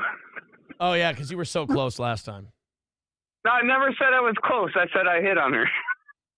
There's a difference. Your buddy Gino, your good friend Gino Bisconti, and you did him like that. I didn't know that was Keanu. Oh. It was just some chick that was hanging there with April. Who? Huh? I'm just kidding. God bless. Yeah. That's what I say. God bless. Good luck. Good luck. What is it? Good night and good luck is what I say. Yeah. Matt, thank you very much. Somebody would tell me that. Yeah. Fill me in on the gossip when you got more time. All right, later. Later. Roots, I can't confirm your text. Yes, sir. Fire away when ready. Let's take a look here. Numero uno, Josh Denny fan with $1 says they look like toes. Matt's brain's slow. It adds up, boss. Numero uno with another $1 says Matt's still reading YouTube chat during the show. Can we fire him again? Crunchy with another $20. That puts her at 110. She's creeping up that leaderboard. She says, this was a really good try per Matt standards. Next time, send a super chat. Coyote NV with $19.99. Thank you, pal. Oh, I'm sorry. Hold on a minute. We want the gold, sucker. Hulk Hogan, we coming for you, nigga. There we go. Thank you very much, pal. I appreciate that. That's going to put Coyote, what's 25 and 20? 45. for Coyote. So Coyote's creeping up the old standings as well. Crunchy with another $10. That's going to put her at 120 for this week. She says, send me the toe slippers. I bought them fair and square. That makes me such an Indian giver. You have no idea. Red Fox Mad with $9.99 says, check this out, Aaron position. Air talent, morning show, host reports to operations manager about this job. Leighton Media in Grand Forks is looking for a new, fun, engaging morning show.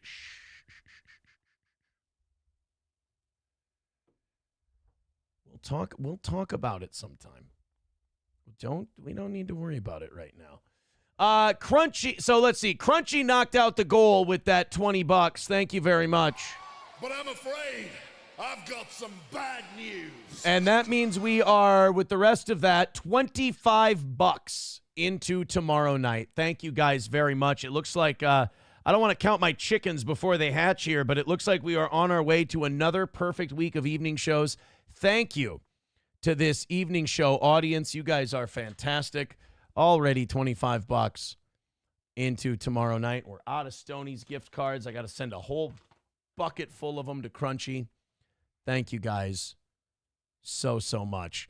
I'm kind of waiting to hear from Roots. I thought he was going to call in. I thought he had a story. I got to send something off real quick. I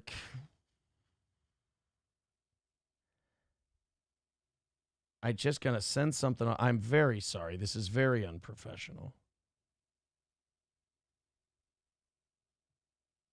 There we go. Numero uno, Josh Denny fan with another $1. He says, if Matt's still interested, I know of a place he could see. No. You got me, you son of a bitch. I'm trying to hook up with Roots here. That sounded fucking terrible. There we go. Because he's got a Sasha Grey story that I'd be interested in hearing. All right, so we knocked it out for tonight. Thank you guys very much. You're the absolute best. Nobody better than the Toe Boys and the Toe Girls. Of course, the Toe Girls were very instrumental tonight. Thank you so much for helping out with that. And we can get back on to the business of all kinds of shit. We talked about Black Lady Jesus.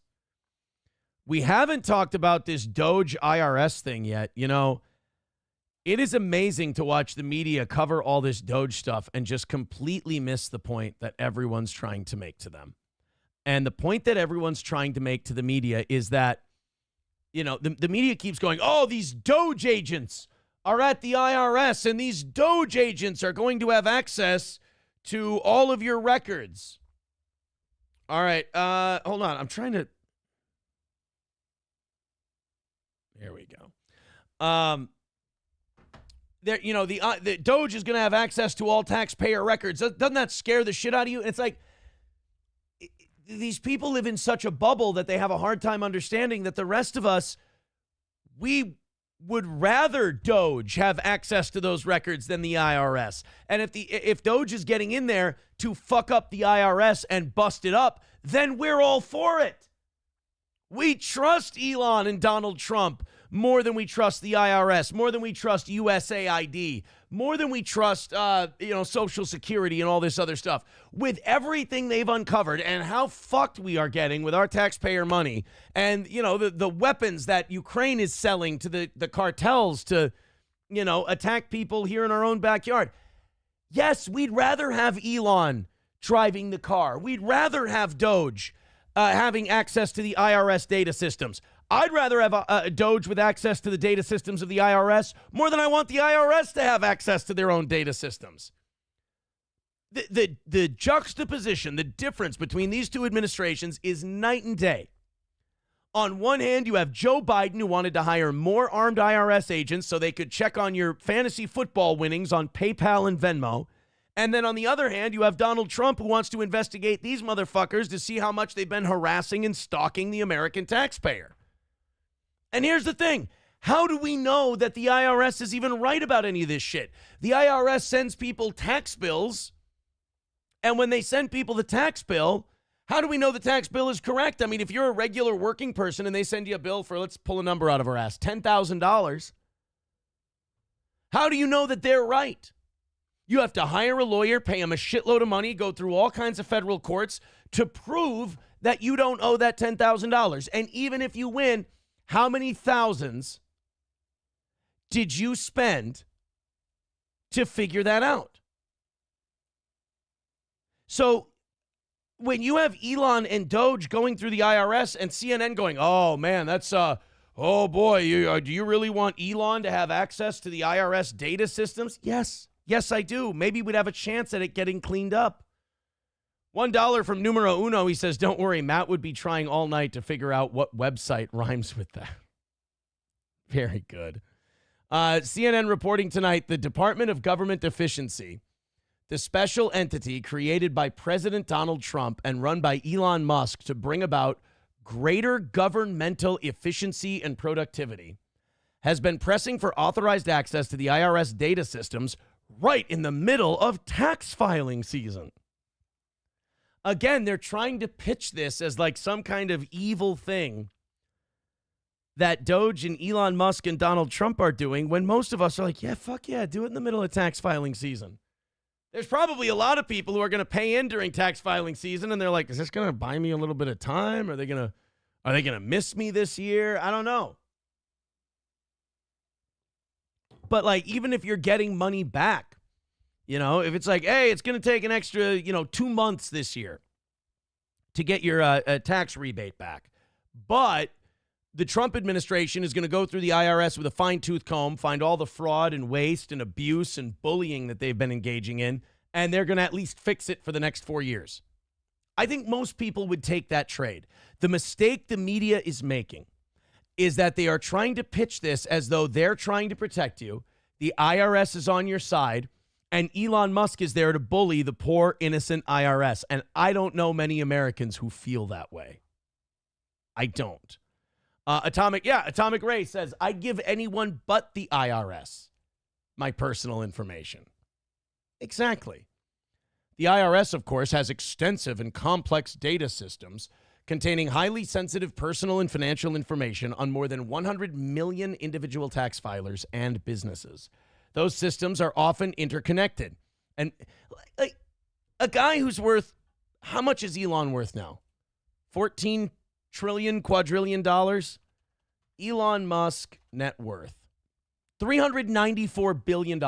A guy worth $394 billion wants to take a look at people making 50, 60 grand a year to see if they're throwing all their shekels in. You've got to be fucking kidding me. Elon at 394, Bezos at 241. Would Bezos be in first place if he hadn't gotten divorced? Did he lose enough in that divorce to fall behind Elon, or would Elon still be beating him? I wonder. Coyote NV with 499 says, the toe will be audited this year. No, I don't. I mean, I've been talking shit about the IRS a lot over the years. I don't think that they're gonna bust my balls this time around. Grand Poobah with $10 says, you take that deal? I'd take that deal. Damn good deal. Yeah, I mean, I'll take that deal. Again, hey, it's going to take a little longer for your rebate to get here. Okay, what's the trade-off? The trade-off is all the corruption, all the waste, all the fraud, all the abuse in the IRS is going to be exposed, laid bare, and we're going to investigate people. Cool. Because before this Doge shit and before Trump won the election, I didn't think that anything would happen to the IRS in my lifetime. I mean, the fact that we're talking about getting rid of the Federal Department of Education is something that I never thought I'd hear in my lifetime. I thought that was crazy conservative libertarian talk. It was some kind of pipe dream that they were begging for. And it's like, grow up, fucking Count Chocula. Never going to happen. And now it's happening. So thank you, Grand Poobah. Thank you, Coyote NV. So another $15 into tomorrow night. Wow. Thank you, guys, very much. Oopsie daisy. Probably shouldn't do that. There we go. Thank you, guys, so much. Numero Uno Josh Denny fan says, I can't believe people still think Elon is altruistic or even at all on your side. No. You know what? That's a fair point.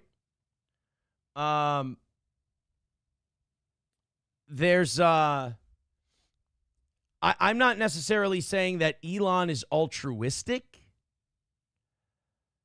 I'm not saying that Elon is on our side. I'm saying that Elon has a grudge against the federal government, and Elon has a grudge against a lot of bureaucracy, and he's exercising that now through Trump.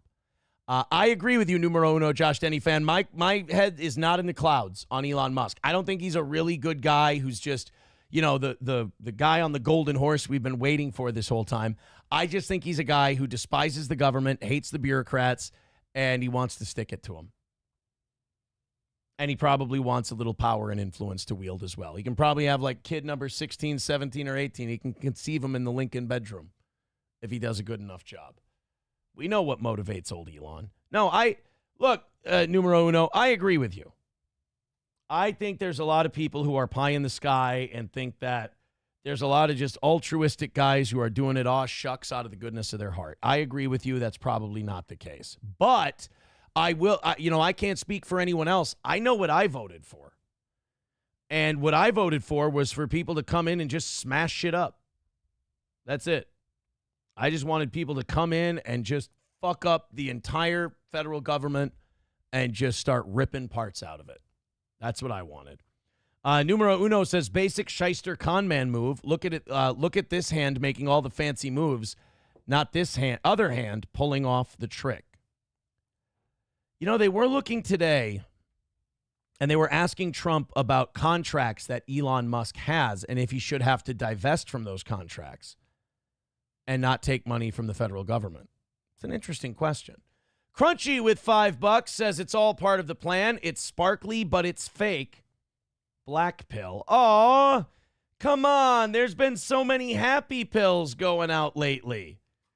So much happiness and, renewed belief that, we could fix these things. And now we're taking out the black pills again? Well, I guess we had a good run, right? We had the Republican version of hope and change. Now we're back to black pills. See what you've done, numero uno. Everybody had hope. Everybody had belief for a little while. What Obama was to 21 and 22-year-old voters, Trump is to 50 and 60-year-old voters. God damn it. Numero uno says, the morning you said Elon and Trump lost money getting elected, Elon made $70 billion in the first few days, and Trump rug pulled his own followers with his meme coins. I will agree with you on the Elon thing. The stock price of Tesla the day the election was won has been skyrocketing since November 5th. I mean, it's gone up I think $100 a share. It's been, I think it was at like 220 something when Tesla stock. It's at 2 something on election day, and now it's at 354 it closed at today. Here we go. November 5th, 251, and it's at 354. Yeah. In the past 6 months, it's up $131 or 58.99%. No, you are right. He made money on that. And but Trump, I do believe Trump has lost money just because of the reputation and the people that won't work with him anymore, and maybe people who won't live in his buildings or do deals with him. I do think becoming president probably cost him money. Like in the 8 years now he's going to become president versus if he had just stuck to himself and run his empire. I think he probably could have added more to his net worth. Coyote NV with $4.99 says, do you ever miss the old crazy Polly days? No, I'm still very embarrassed, and I treat that person like he was a whole nother guy. That is to put it mildly, that is poor behavior. Numero uno, Josh Denny fan with $1 says, listen to Carlin, fuck hope. Look, now you're appealing to my Carlin side. That's not fair. Thank you guys very much. You guys have been remarkably generous this evening, and you are well on your way to our perfect week already. I want to do this clip. This is, do you guys want to do a little Ed and Michelle tonight? You feeling Ed and Michelle? 1 for yes, 2 for no. First to 5 votes. We're either going to do Ed and Michelle after this next clip, or we're not going to do Ed and Michelle. We'll go on to the other stuff that we have. You guys decide if we're going to do Ed and Michelle. 1 for yes, 2 for no. Yankee, you can't put 5 2s in there. So it's 1-1. Yankee with 2 says 2. Bigot on socialist media says 1. Everyone else over on the Rumble side, we'll let the Rumble people decide 1 or 2 if you want to do Ed and Michelle. Numero uno wants to do Ed and Michelle. Yankee, you can't vote again. It doesn't work that way. I know you said 2. I know you also said fuck Ed and Michelle, but I understand your passion, and it will be taken under advisement. But for right now, we're just going to let people vote 1 or 2 on Ed and Michelle. Cockdiff says, I want to see Michelle's tits. I'm going to accept that as a yes vote, even though that's remarkably troubling. Thank you very much. So it's 3-1 yes for Ed and Michelle. Crunchy Cynicism with $5. Oh, let's add her a little more to the board for old Crunchy. Thank you very much. 130. Wait a minute. Where does that? Oh, my God. That puts Crunchy right there in second place. Right under fuck you, dude, at 250. Crunchy's up there at 130.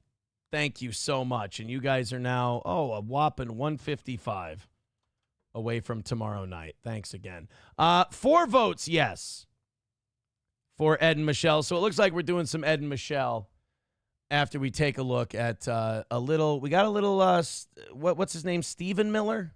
Yeah, Stephen Miller, not the singer. Talking to somebody at CNN. And again, this is a great example, both verbal and visual, of the Trump administration, CNN trying to paint them as these big evil guys who are going in there and pushing around and bullying these poor innocent bureaucrats who are just trying to do their job. And CNN trying to pitch that to the American voters and the American people. And the American people are going, no, we want these guys to go kick in these doors and find out where all the waste and spending is. I also feel like every time they go into a USAID and they go into a Social Security and they pull these numbers, or that $4.7 trillion in Treasury spending that they can't account for, every time they do that, they gain more people in America who are saying, no, keep going. Do the next one. And then they'll do the IRS and they'll find out how badly they're getting fucked there. And they'll go, all right, go to the Justice Department, go to the FBI, go to the CIA. Go to the intelligence apparatus. Go to the Pentagon. They'll just keep doing that until, I guess, somebody gets their head blown off. I don't know how long they're going to allow this to go on. But this is Stephen Miller with CNN, trying to let him in on a little secret, and that is where the public opinion's at. Yesterday, and you mentioned again here, illegal immigrants who are getting child tax credits. Are you looking for that information in the IRS data? Anytime a crime is committed, of course there should be an investigation. Is it your position that if somebody who is Stephen, here are you looking for that is stealing information in the taxpayer IRS dollars? data? I mean, I don't know. That sounded like a yes to me. Yeah, if there's a crime being committed, we're going to investigate it. Now, okay, let me play the liberal devil's advocate. You could argue that they're going on a fishing expedition, which is technically not the way you go about investigating crime. You have evidence, or you have whispers or allegations of a crime, and then you go in and investigate those crimes. You don't first, say, oh, we're going to gain access to these servers and we're going to gain access to these files. Then we're going to go looking and see if we can find any crimes being committed. That just does seem like a little bit of a fishing expedition. I will give them that.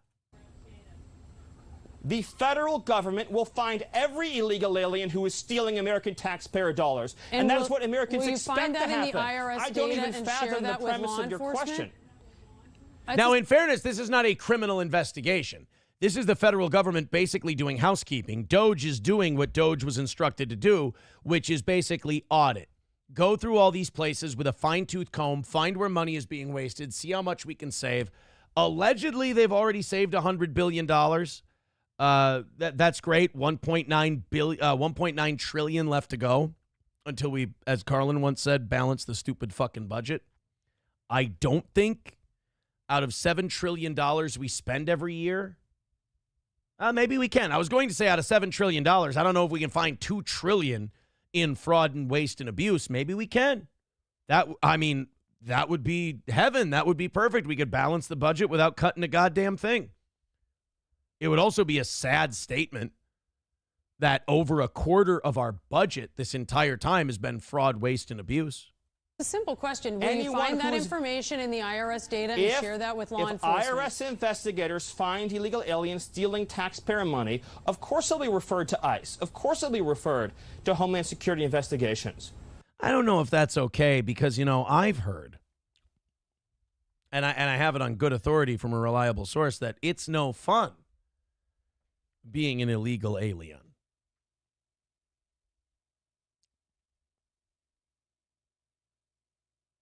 You know what? You're right. Of course it will be. Surely your position is not that we should let illegal aliens steal taxpayer dollars. Okay, this is where I will say that Stephen Miller's a piece of shit. I always call him the A.J. Pierzynski of politics, where if he's on your side, you think he's great, but if you're anything but on his side, you think he's a Weasley little chicken shit asshole, because he is a Weasley chicken shit asshole. But if you need someone to go in there and just sling mud and be smug, he's kind of the perfect dude, because the media slings mud, and they're smug. So fight fire with fire. Send your dragon after their dragon. Again, you want to talk about something to be upset about, that's it. What do you think? The millions of illegal aliens who... And millions! Sorry. ...have also stolen Social Security. Illegal aliens in mass have fake Social Security numbers. They have fake identities. Those are felonies. Why should there be an entire class in this country that is immunized from criminal prosecution and arrest for committing felonies? Well, let's take it easy. I mean, didn't the Supreme Court just rule that the president's one of those people? That he can't be prosecuted for felonies as long as he's acting in his role as president? So, as you're being the spokesman for a guy who's immune from being prosecuted for felonies, I don't know if you want to make the law and order argument that, hey, whoa, what, should people be excluded from being prosecuted for felonies? Like, if you're this smart and you're CNN, you're going, oh, you mean like your boss? Felony theft of taxpayer information, felony theft of Social Security, felony theft of identity, these are all crimes. And yes, they will be investigated. Yes, they will be prosecuted. And yes, illegal aliens will be deported.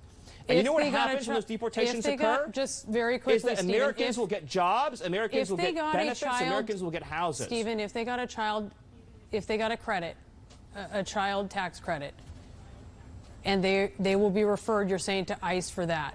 I mean, I would argue they should be referred to ICE for being here illegally.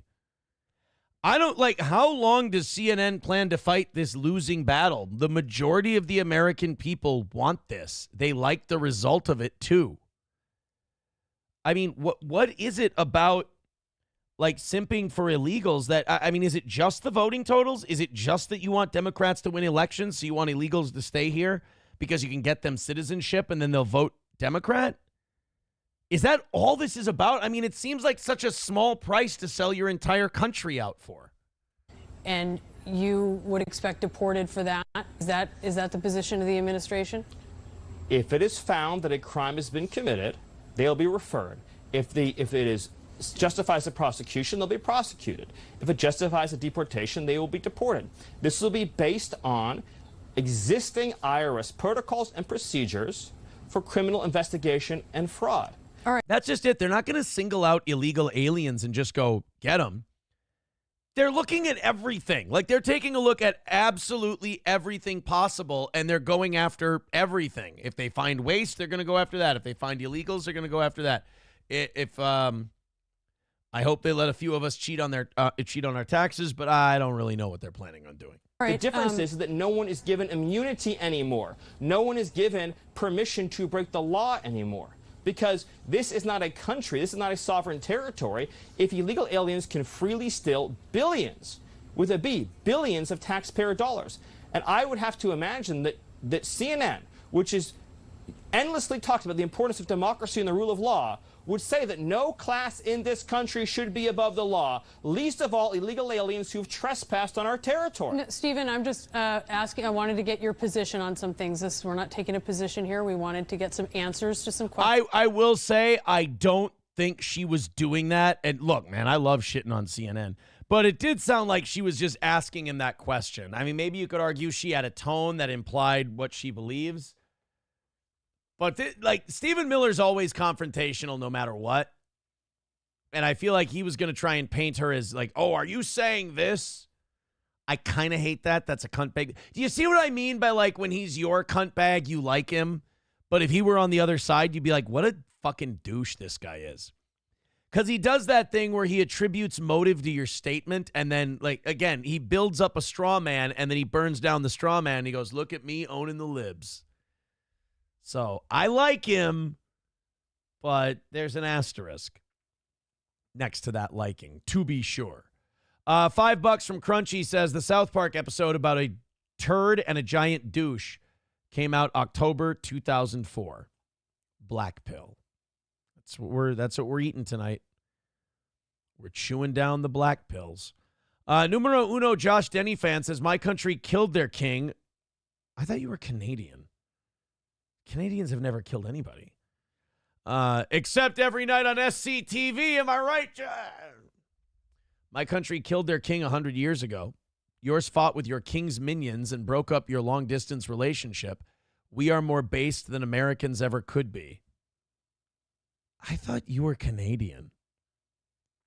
Have I fucked this up the entire time? I'm so sorry. Numero uno says, LOL, who's more elite than the literal richest man in the world and a whiny bitch who grew up in a gold penthouse? Oh, I thought he was talking about me until he said gold penthouse and grew up. MSO says, oh my God, I thought Crunchy was dead. Not only is Crunchy not dead, she is currently in second place on the WHMH 101.7 Top Donations board at $130. Thank you, Crunchy.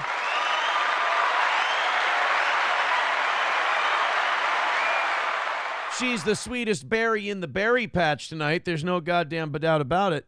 By the way, Roots is sending me some stuff on that Sasha Grey story he's got, and I am very excited for him to call in about this someday. Says, this is too much to type. I'll call in one day and tell it. It involves DJing a massive winter storm and Christmas Eve at my mom's house. I'm not going to read you guys that part. Wow. You know what, Roots? If you're saying no, that shit could be, I believe that. You know, you got to be in middle school to think that, like, there's this idea that guys have that if a girl fucks a bunch of dudes, that her pussy is blown out. You know, that the shit doesn't go back. I mean, you know how, like, when you have sex with your girlfriend or your wife, like, you notice how it's not like your dick size every time from the last time you went in there? Like, it went back to, snugger than that. That's what happens. Now, there are certain life events that can, age, childbirth, that can, change the anatomy of someone.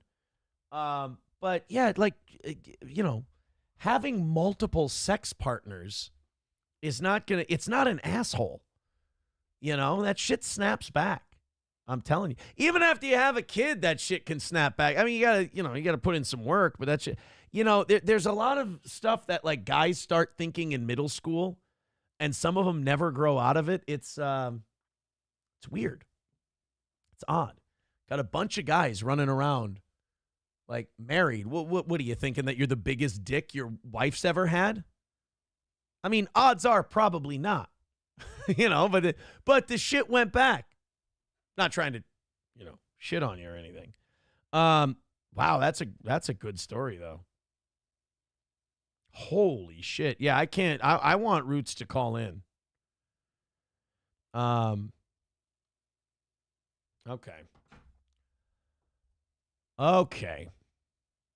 Well, now it's going to be hard for me to focus because I want to hear Roots' story.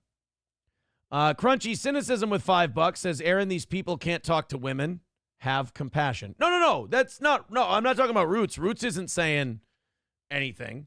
It's just the thing he said reminded me of that. That's all.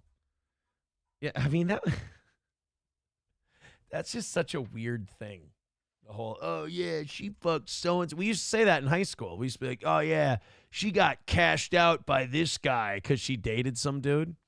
It's like, no, bro, it's not how the shit works. Bigot on socialist media says would be more concerned about diseases than how tight she is. Yeah, I think so. I think you're probably right. MSO says, especially in Aaron's case. Hey, wait a minute. I feel like he's talking shit about me. Thank you guys very much. You're very kind. All right. We'll move the rest of this shit that I have to tomorrow morning's show with Johnny and I. Let's do, interesting. We got a little breaking news here. A little breaking news from Donald Trump tonight. And we have a great guy, Tom Homan, and he is doing so incredibly. You saw the numbers, they're down like 96%. 95%. He is a phenomenal guy. And Kristi Noem is doing an unbelievable job. And he wanted her. He said, she's so tough. And I said, I don't think of her as that way. You know, she's very nice. He said, no, she's so tough. And she is. I see with the horses. He's riding the horse. Let's go. She's great. But that's what convinced Donald Trump that Kristi Noem was tough. He saw her riding horse. Say, that's not easy. She's a horse rider. She's into husbandry. That's not easy. You know, I will say this to credit numero uno Josh Denny fan. I'm getting a little sick of seeing fucking Elon Musk with his hand up Trump's ass like a fucking puppet everywhere he goes. Don, tell Elon that he doesn't have to be there all the fucking time. I get that Hannity and his CIA pin, like, oh, yeah, what's going to happen when Trump makes Hannity choose between his blessed CIA and his Israel pins and his Ukraine? Well, Trump won't make him take off the Israel pin. But was Hannity a Ukraine pin guy? Either way, his dual loyalties that he always has. Is he going to pick Trump or the CIA? Probably whoever lets him live. But I will agree with you, numero uno Josh Denny fan. I'm getting kind of sick of seeing Elon everywhere that Donald Trump is. He doesn't have to be there all the goddamn time. But border czar Tom Homan requested that Kristi Noem be appointed Department of Homeland Security Secretary. Yeah, I'm sure Tom Homan thought that she was the toughest person for the job, and it wasn't about her being fucking cute at all. That Tom Homan, by the way, I think he's great for, what do you call it? I think he's great for not Homeland Security, ICE. I think he's great for that job. I don't want that fucking guy having any more power than he has, though. I like him. He's down for that job. He loves that job. He loves border security. He's been doing it since the 80s. I've listened to interviews with the guy. He sounds awesome in that role. He's one of those guys, though, just like I don't want Grady Judd to ever be the governor of Florida. Those guys go too far. Those guys care more about their law and order and everything else than protecting, like, the laws and the Constitution and rights and shit like that. Like, it's better that a Tom Homan has a job where there's an executive there to check him and make sure he's not going too far. Because unchecked, he totally would. Let's do some great indoors, shall we? Let's wrap up the night seeing what Ed and Michelle have been up to. I think these two are great. The Great Indoors with Ed and Michelle. They're up to 3,600 followers. Good for them. We've got Grandpa's Cheese Barn at the mall. Royal Buffet Grill in Medina. The Barn Restaurant. And those are the latest that we have from Ed and Michelle in the last two. Wow, they haven't been very busy the last couple of weeks. Ed and Michelle, what's going on? The Cheese Barn's going to suck. So you guys can go with the Barn Restaurant in Smithville, Ohio, or the Royal Buffet and Grill. I'll let you guys choose. Yankee says, good knocked. Fuck Ed and Michelle. I've only got 15 minutes left. $1 from numero uno Josh Denny fan says, fuck Elon Musk. Fake Liam forever. Yeah, did you lose your YouTube? I saw you, or your YouTube. Your Twitter, did you lose yours too? Because I saw you talking about, like, you were saying your fake Liam account got banned or something like that. Well, there's $1 and a black fist. I wish it were only $1. Am I right? Taste Fairy Ialto says, let's go with the buffet. All right, the Royal Buffet and Grill in Medina. Now, this is an $11.25 lunch buffet. Oh, God. It's an $11.25 seafood buffet that they went to. That is problematic as fuck to me. An all-you-can-eat seafood buffet for $11.25? How? And maybe I don't want to know. Hey, everyone. Oh, here they are. They're always stopping at truck stops and shit. And they're not going on like a cross-country mission or anything. They live in Ohio. I'd like to see a Chad Zumach, Ed and Michelle crossover buffet review. I wonder if I can put Ed and Michelle in contact with Chad Zumach and see if Zumach and Ed and Michelle could do a buffet together. That would be great. I would consider that another win for the toe.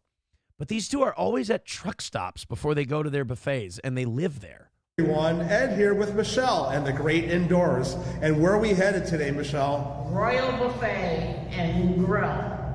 And where is it at? Medina, Ohio. Yeah, that's right. Most excited anyone has ever been to say the state of Ohio outside of the Drew Carey Show. We're on 71 South, heading right into the Medina area. Now, there's another Royal Buffet that we've... Ew, that is off of Lake Erie. Like, you can't see the lake from there. It's too far away. It's just in dead center, but northern, so it's colder. It's just in dead fuck central northern Ohio. Ooh. Been to that's over here in Sheffield, and that one's really good. I think it's right up in there, Sheffield Lake. But this one is... I suppose if you have Lake Erie, you can do a seafood buffet. I mean, it's got to be freshwater seafood, but it works. Also, I hear pretty good. Gets like a 4.0 on Google review. So are you ready to check it out? Sure, I am. I just want to say thank you to the veterans. Yeah. Purple Heart Trail. God bless. God bless. Bring the troops home, as Chad Zumach says. Thank you for your service. Absolutely. Yes. All right, let's get... There you go. There, like Ed and Michelle and Zumach would get along great. They're both for the troops. Next time we bring you back, we'll be at... Okay, off camera, Michelle was saying, why are we going to this rest area to talk about... Thank you. Michelle and I have the same broadcasting questions for Ed. Where we're going when we're almost at the exit to where we're going. So I'm like, hey, I'm a traditionalist. I like showing the map and where we're going. And you were right, though. You know, Ed, what you could do, buy a map. Or better yet, you could, put one in there in post and just put it on the screen and never mind. Like maybe 5-10 minutes away from that rest area. Yeah, so but that's okay. Yeah, but are you ready? I'm hungry. I haven't eaten since the Super Bowl yesterday. And are you excited? Ed's on a fast, everybody. That the Eagles won the Super Bowl yesterday? Oh, yes, most definitely. Okay. Fly wait. high, Eagles. Oh, you guys wanted to see tits. You guys said you wanted to see Michelle tits. Here you go. I heard that there's a Royal Buffet in Philadelphia that's supposed to be... Oh, you got your Soaring Eagle shirt on? Oh, again? you Okay. guys, you Yeah. dirty dogs. You got what you wanted. That's why you stay late for the overtime of Steel Toe. Dreams come true. See, yeah, there's a Royal Buffet in Philadelphia that's supposed to be outstanding. I've always wondered if they're all affiliated with each other. But I know that I've heard some good things about this one, too. So let's get in there and check it out. All right. All right, here we go. I know, I like the one that's in Sheffield. Well, thank you, Michelle. All right. And this is what it is. Beautiful. All right. I'm already happy even before I start eating. They have Coca-Cola here, so how Oh, well, you know what, guys? Any tough food critic lets his guard down once he knows there's Coca-Cola afoot. What's that? Oh, here she goes. Oh, yeah, here she comes with her drink. Yeah, this right here is good. I won't put you in the camera. Thank you. Oh, yeah, look at that. Coca-Cola. All right, we're already happy. Well, I like it too. I'll say this, for an $11.25 lunch buffet, I'm not going to give them too much shit. It doesn't look awful. I was expecting, like, torn up seats and, like, stains on the walls and shit. It looks a little old-timey, but it looks clean. 2 buffets, please. We just go help ourselves. All right. All right, let's get up there and check it out, Michelle. I'm already in a good mood. Look at, okay, and they have, you end up going with the lettuce over here and some cheese, and that looks like some ranch dressing, I believe. Beets. It's always good when you look at the dressing and you go, I'm going to take a stab in the dark here, but I think it's ranch. This isn't the worst looking salad bar I've ever seen. Green olives, and they're pitted, so they don't. Those look like gray olives, bro. Okay, those don't look great. Those little red things in them. Cantaloupe, pineapple. Ooh, that's some gray pineapple. Looks like a little pastry type thing there. All right, clean plates. Well, I mean, I hope so, Ed. I love that about Ed, man. It doesn't take much for old Ed. Hey, they got Coca-Cola and there's no dog shit on the plates. I think this place is a win. Right, that looks good. I like to see that.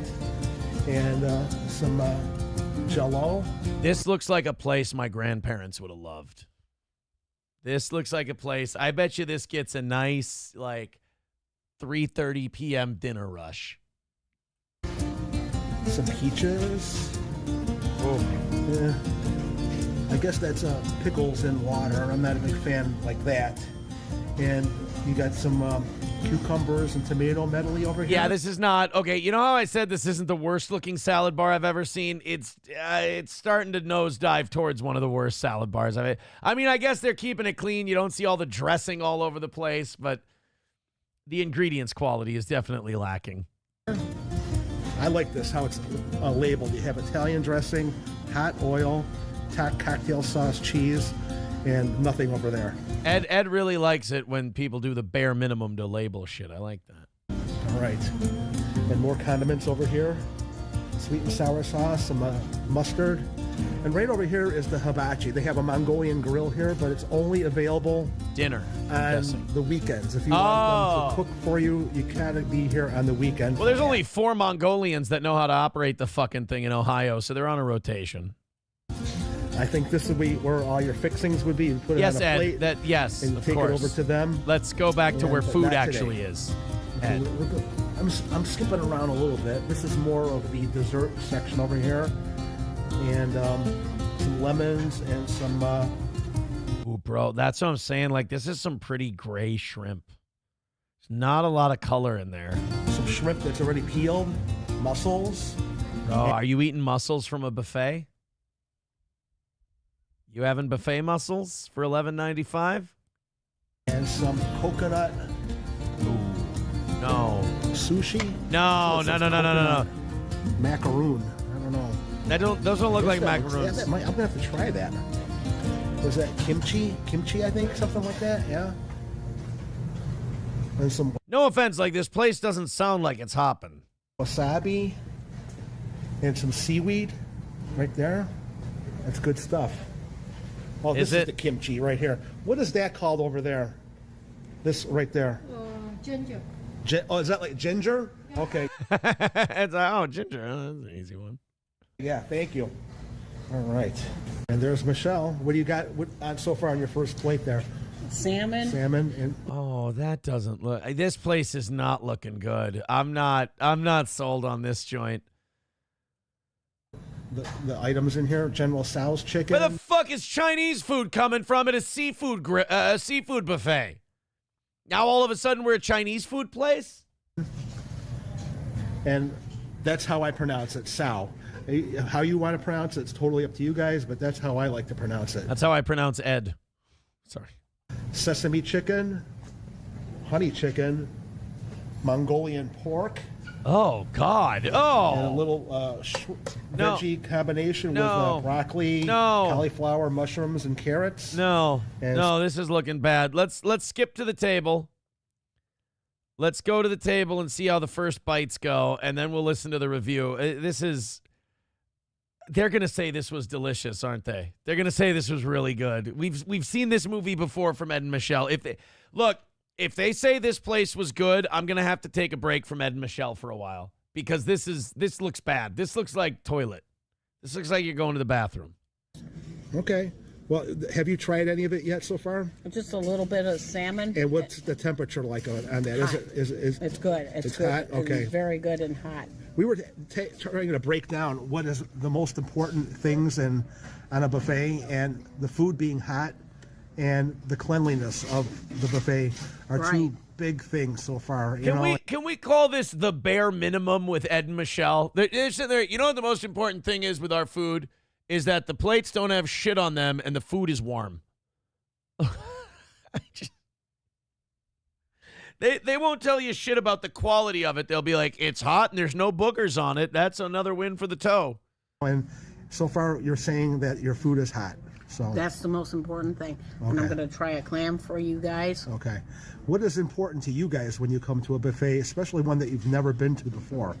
You know, you probably got a buffet that you've been to before and you know what to count on, but they got to switch it up, man. They got to start going to steakhouses and shit, because one thing's for sure, these two just love a buffet in general. Like, the only one I've ever seen them give a bad review about is the $30 seafood buffet that was at the casino where the food actually looked good.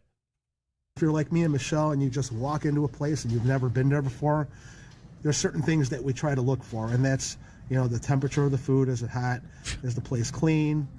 And is the staff friendly? And so far, the staff has been very friendly to us. There's nobody there. All right, let's. I don't want to see Ed eat soup. Let's see Ed take a big bite of his big boy food. Because I'm probably going to get some more and go with that one. Now, like I said earlier, I did not get any chicken wings for our Super Bowl party, so I ended up grabbing a couple right there. I don't know what's on it. That's good. That's, you know, if you're going to review food, knowing what it is overrated. Let's try to. Looks meaty and tasty. Oh! Why is it yellow? Why is it yellow? Don't let it be yellow. No, I don't care what it's supposed to be. Don't let it be yellow. Come on, guys. You don't like this place. Don't do this, Ed and Michelle. I can't watch you peel yellow chicken skin and then go, oh, this place is delicious. It's hot and there's no boogers on my plate. That looks good. Yeah. Oh. So you're going to be everybody's wingman? The skin is crunchy. It's very crispy. And there's no barbecue sauce on that. Okay. But it's got its own good flavor. I mean, you can really, it brings out the flavor of the chicken really well. Ed, listen, it's not, a wing is not supposed to be that crunchy, Ed. It's been under the heat lamps for too long. You've got dried out crunchy chicken wings and you're sucking their dicks. It's exactly like the one in Sheffield. Very good, very meaty. And I'm going to turn the camera off and continue eating this because this is very good. Okay, he's gonna go hog wild. All right, let's go to the review part. Oh, they loved it, didn't they? They thought it was great. Oh, yeah. Look at how bland, look at how gray and, oh, man. Like I said, they have Coca-Cola here. That's not his first one, by the way. He got a refill. That's a lot of soda, Ed. That's a lot of soda. Okay, we talked to the girl at the front desk, and she says that they are not affiliated with the Sheffield one. In fact, they're a family-run business, and that's completely independent. Great, so you're going to get them sued. Of any other Royal Buffet. But I thought it was pretty good, just like the one in Sheffield. What did you think, Michelle? I thought it was very good, too. For lunch, all that seafood, can't beat that. $11.20. So it's cheap, it's hot, and nobody coughed on their food. $25 per person for the lunch buffet. And when dinner hits, I think it goes up to $14.25. That's still ridiculously low in today's inflation prices. I'm not shitting on them for that. Like, a cheap buffet can be good. That's fine. But, like, we've got to practice some perspective here, Ed and Michelle. Like, you guys have reviewed, like, nice seafood places or generally nice seafood places. And you've been like, this is really good. And then you'll eat at an $11.25 buffet where your chicken wings are yellow and crunchy. And you'll go, oh, this is really good too. And it's like... Yes. So we may have to come back and try the dinner buffet. Okay, here we go. You know? Yeah. I know. But anyway. That Michelle, she's the charisma of the group. There's no doubt about it. I would definitely recommend this place to you guys if you've never been out here to the Royal Buffet in Medina. You know, it was pretty good. The people were very friendly, very helpful. It was clean in there. And a guy was saying, hey, you're running low on egg rolls. And they got on it right away and brought out fresh egg rolls. God, it's the lowest human standards possible. It's remarkable. They were running out of egg rolls, and the staff brought more egg rolls. That's what they're supposed to do.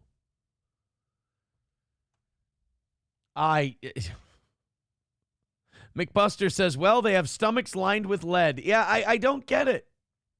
Bill Avoider says, Michelle has a sweet Pete Rose haircut. Well, she's a goddamn sweetheart.